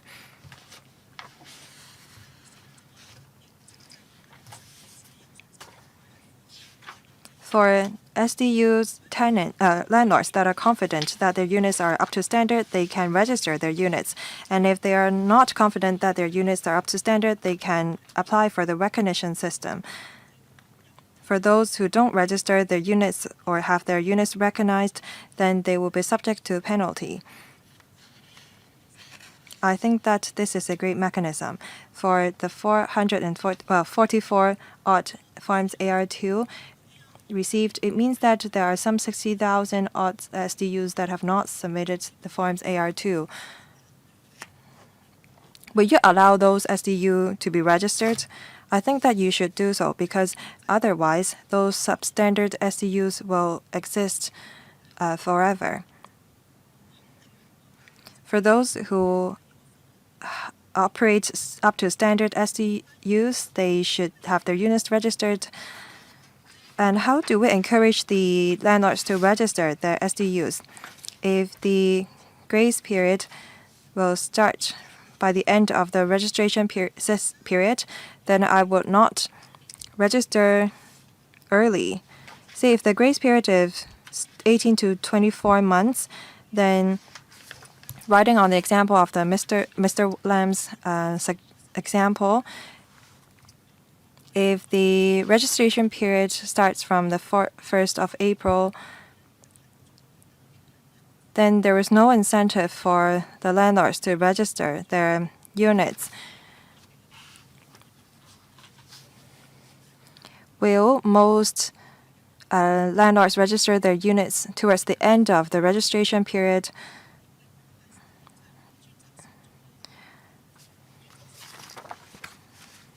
The workload of the dedicated team is very heavy. They don't just have to take enforcement action, but they have to brief the professional sector on the certification, and they also have to brief the landlords. Thank you. Deputy Financial Secretary. Thank you, Ms. Khan, for the support. We will look into the few points mentioned by Ms. Khan, including the relationship between the recognition and registration system, and how do we incentivize the landlords to improve their units. I will ask Ms. Ho to supplement. For Form AR2, well, it would be the best if the landlords register the units with Forms AR2, but we may be flexible in terms of a registration system. As you can see from my paper, we will specify a specified date, and they have to prove that within the past 3 months of the specified date, they have rented out their SDUs. If they can meet the requirements, then we will perhaps try to be flexible, but I encourage the landlords to submit their Forms AR2 during the registration period. And next, Mr. Edward Leung. Thank you. I support the consultation for the regulatory regime on BHUs. The Housing Department in 2025 rolled out a requirements of shower room of 1.8 meters, but then the requirements for BHUs is 2.2 meters. Is the requirement for waterproof layers more stringent now with the BHUs? A lot of SDUs are larger than 8 square meters. But then now they have to check if their shower facilities have a clear room of more than 1.8 meters. And if they don't meet the requirements, then they may have to destroy their bathrooms and redo it. And that may result in a waste of resources. Deputy Financial Secretary, thank you. As for the question on the bathroom, I will ask Ms. Ho to supplement. Thank you for noting this detail. We will talk to the Buildings Department. Now the requirement is 2.2 meter. For BHUs, I think that is possible for us to lower the requirement. The shower head should be lower than 1.8 meter high. For new SDUs, it would be easier. We can ask them to submit photos. For existing SDUs, while water has a feature, we can see water seepage. There will be traces on the walls, for example. We also have meters to detect if there is humidity in walls. If we detect such cases, we ask the landlords to put in place waterproof layers. If there is no water seepage, we will accept different standards. Thank you. Some landlords may redo their bathrooms because they want to comply with the regulations, and as a result, we may have fewer BHUs on the market. Thank you, Mr. Leung, for the reminder. We try to be pragmatic. Unless it's absolutely necessary, we don't want the landlords to redo their bathrooms. There are a lot of things that we should work on. And we will set clear guidelines and standards for landlords. Thank you. That's all for this item. I think that most members support the regulatory regime on basic housing units. Now we've come to the next item. Item 4, proposed creation of one-time limited supernumerary directorate post in the Housing Bureau for leading the implementation of the proposed regulatory regime on basic housing units.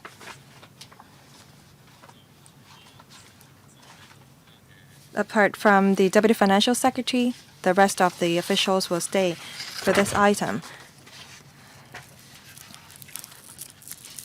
Members, do you like to speak? Now you can press the button. I'll read out the names on the list. First, Dr. So Chun-Wing. Second, Mr. Lerman Kwong, and then Mr. Junius Ho. Each member will have 4 minutes, including question and answer.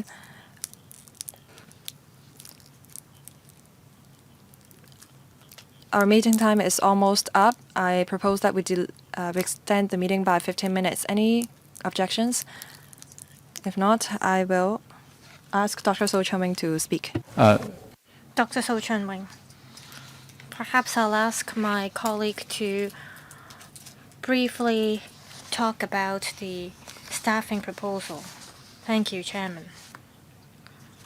Our proposal is that in year 2025 and 26, we want to create a time-limited supernumerary directorate post for 3 years to lead the relevant team to deal with basic housing units.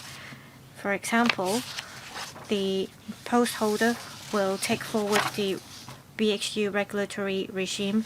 It will also supervise the district service teams, which will give support to SDU tenants. Now I'll open the floor for questions. Dr. So Chun-Wing.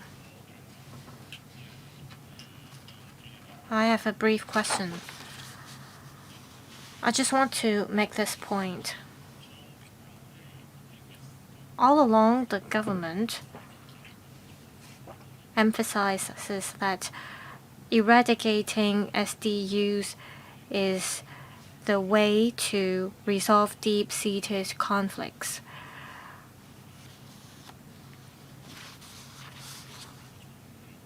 Now that the Housing Bureau is making a breakthrough in implementing this regulatory regime, I give my support. I also support the creation of the time-limited directorate post. However, I wonder if it is enough to have one time-limited directorate post.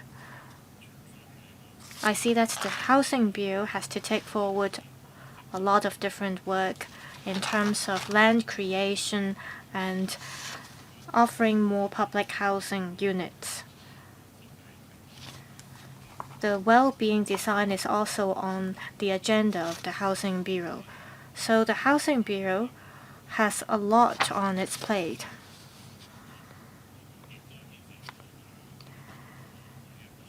The regulatory regime for basic housing units is again a very heavy workload. So I want to know if the creation of one supernumerary post is enough. Ms. Ho.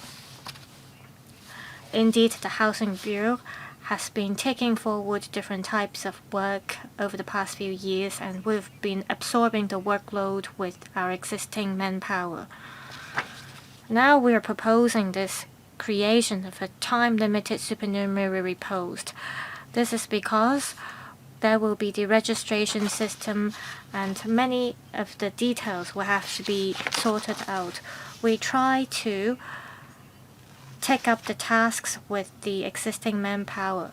For example, Ms. Winnie Wong, the Deputy Secretary for Housing, has to take care of the light public housing unit as well as the other housing projects. In year 2024-25, we've already created 3 non-directorate posts, and in year 2025 and 26, we will create more posts. Just now, we mentioned about the minimum standards in relation to the waterproofing layer and so on. And we have to rely on our colleagues to take forward these standards. Mr. Scott Leung. Thank you, Chairman. I support the proposed creation of a time-limited post to deal with the regulatory regime on basic housing units. Housing is an important issue to be dealt with, and we need more people in the Housing Bureau to take forward all the policies. So I support this proposal. It is mentioned on this slide that the post holder will have to take up numerous tasks. My concern is how will the Housing Bureau coordinate with other government bureaus and departments on implementing this regulatory regime on BHUs. For example, tenancy control is implemented by other departments and bureaus. The design of buildings as well as fire safety issues fall under the purview of other government bureaus and departments. I want to know how the administration will ensure effective coordination among different departments and bureaus as it takes forward the regulatory regime.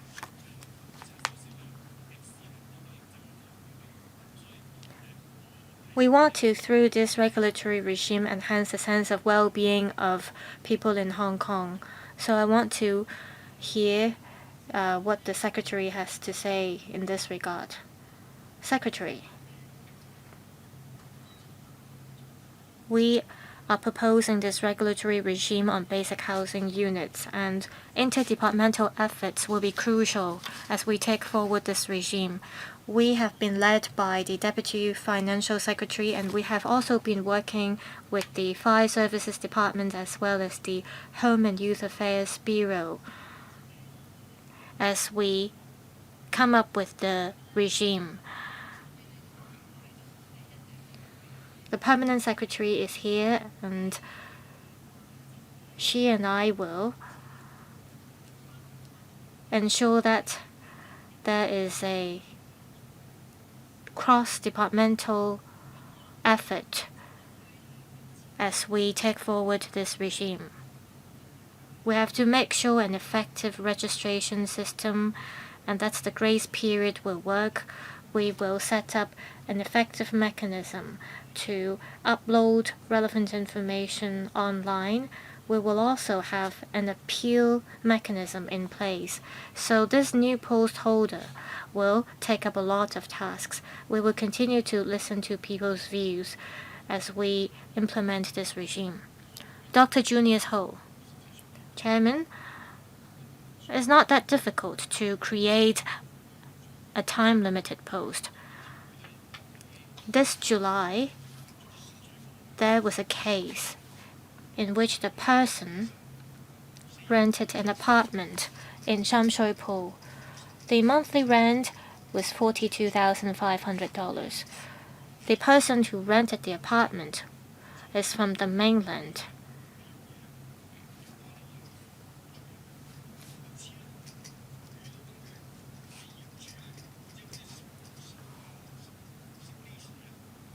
It was a sublease that required stamp duty. However, the landlord threatened to cut the electricity and water.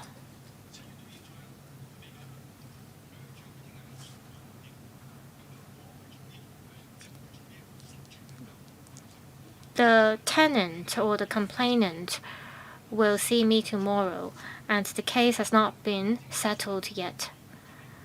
Like Dr. So said, is it enough to create just one supernumerary post? I'm not saying that there should be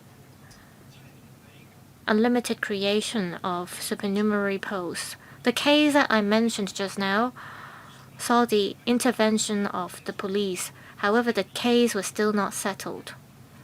Now that you are proposing the creation of this time-limited post, I want to remind you to ensure effective enforcement of laws. All of these types of tenancy agreements involve stamp duties. How are you going to make sure that the leases and tenancy agreements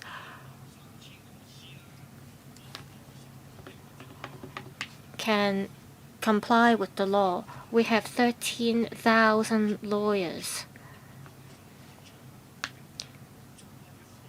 You can outsource certain tasks to legal professionals.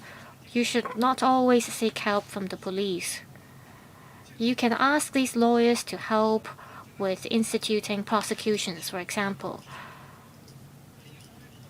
You should not create a directorate post every time you have new tasks arising. You have to make good use of surveyors and lawyers. You insist on deploying staff within your establishment.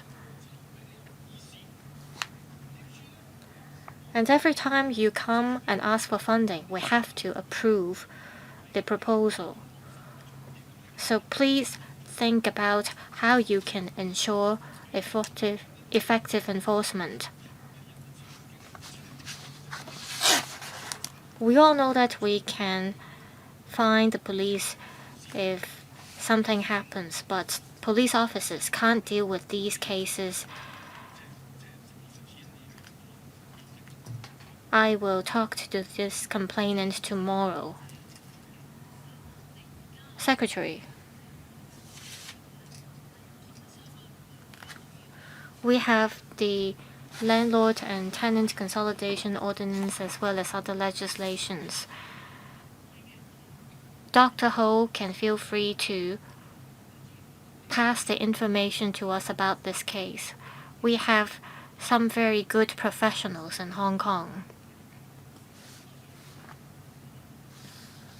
And we have to seek help from professionals after the regulatory regime is implemented. They have to work with landlords to ensure that we have the basic housing units. It's now my turn.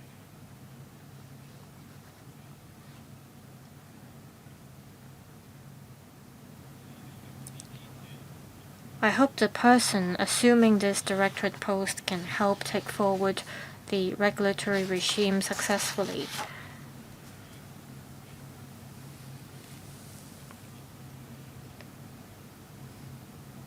How do you make sure that the candidate meets the requirements to fill the post?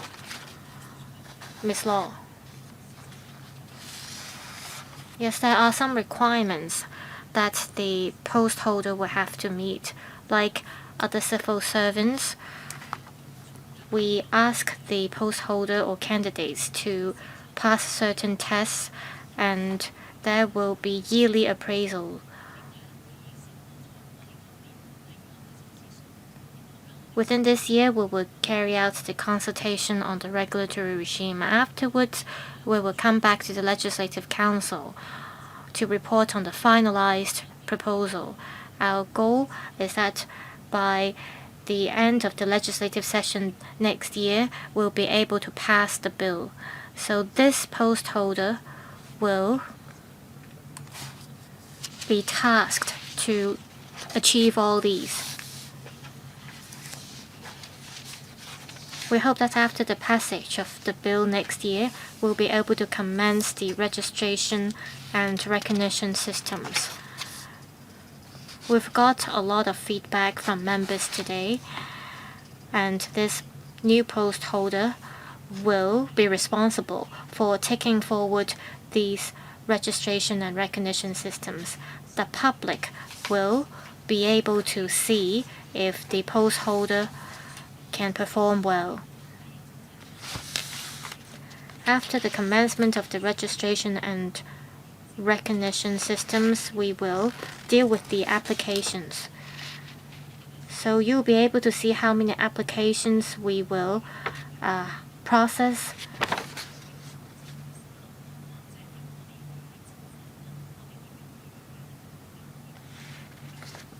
In the meantime, we will prepare for any enforcement actions. As Secretary said, we cannot rely on one person to take forward the regime. This person will serve as an administrative officer, staff grade C, and he or she will shoulder a lot of workload and responsibilities. While we will seek help from professionals within our bureau as well as the housing department, we will redeploy resources to help our officers to take forward the regulatory regime. So this directorate post holder will not be the only one working on this regime.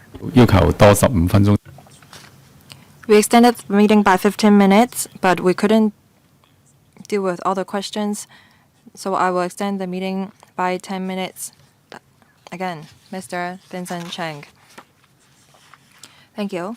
I support the creation of this position because the BHU regime is a very important policy.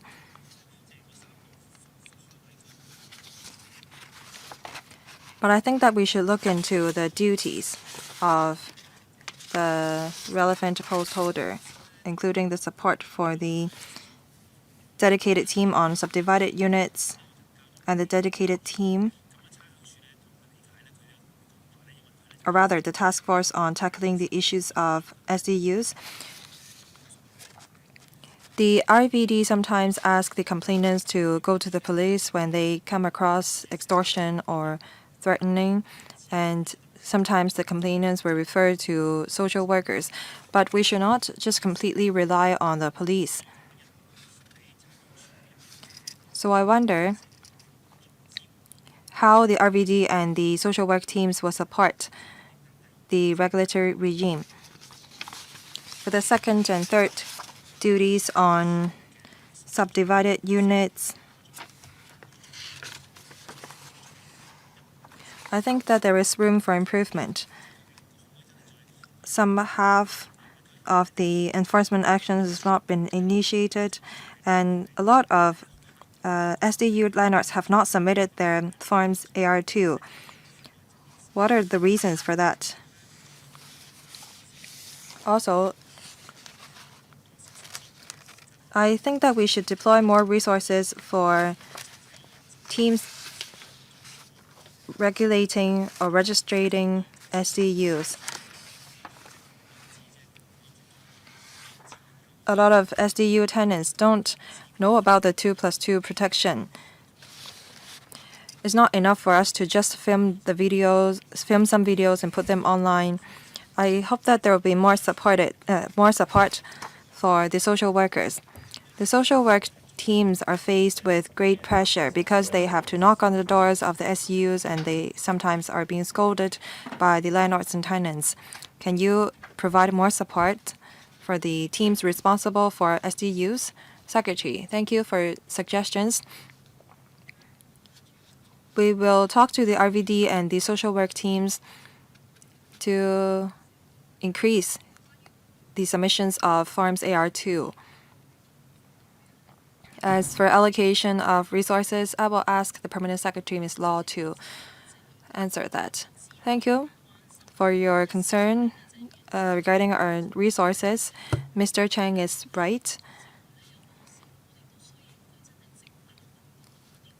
A lot of the times we have to reach out to the SDU tenants. We have 6 district teams, and we also have an information platform. 2024-25, we have spent $8 million on it. From 2025-26, we will increase the resources allocation by 20%. Please don't make light of this 20% given our current fiscal position. 20% is a lot, and we will make full use of it. For existing resources that can be redeployed, we will try to do that. All these money are just for the district service team and the information portal. After listening to members' views today, I will see how we can more directly inform the tenants and landlords of the protections that we have. Sorry. In that case that I quoted, the landlords has refunded the deposits to the tenants. Actually, SDU tenants are worried, and they don't know where to complain. Last member to speak, Ms. Carmen Khan. Thank you, Chairman. Chairman and Deputy Chairman are aware of the views of the community. I actually support the creation of the position. I see in the paper that the administration has considered other possibilities and alternatives, and they said that other officials are really shouldered with a lot of responsibility. I'd like to ask about point 4 of the responsibility to handle other SDU-related policy matters. That's quite broad. It seems that the post holder will be focused on the support for SDU tenants, but some landlords want to have their units registered, and for landlords who have not submitted AR2, can they have their units registered? I think that the post holder should support SDU landlords as well. Thank you. I will ask Ms. Law, the Permanent Secretary, to respond to the question. Thank you, Ms. Khan. We try to paint the duties in more broadly or vaguely because we don't want to stipulate any details. Even for those tasks that have not been set out, the post holder will have to be responsible to handle those as well. Thank you. That's all for this item. Do members support the administration submitting the relevant proposal to the establishment subcommittee? Thank you. Next item. Any other business? That concludes this item. Thank you.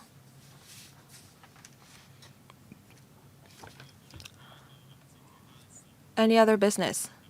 Please stay. My apologies. I will ask the administration to leave the room first. Thank you.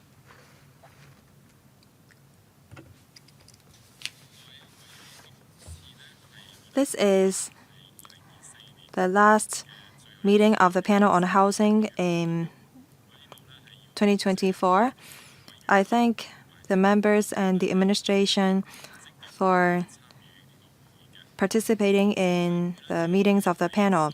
The panel will submit a report on the council meeting of the 18th of December. The draft of the report has been sent to members for your perusal. Please note, there being no other business, the meeting is adjourned. Thank you.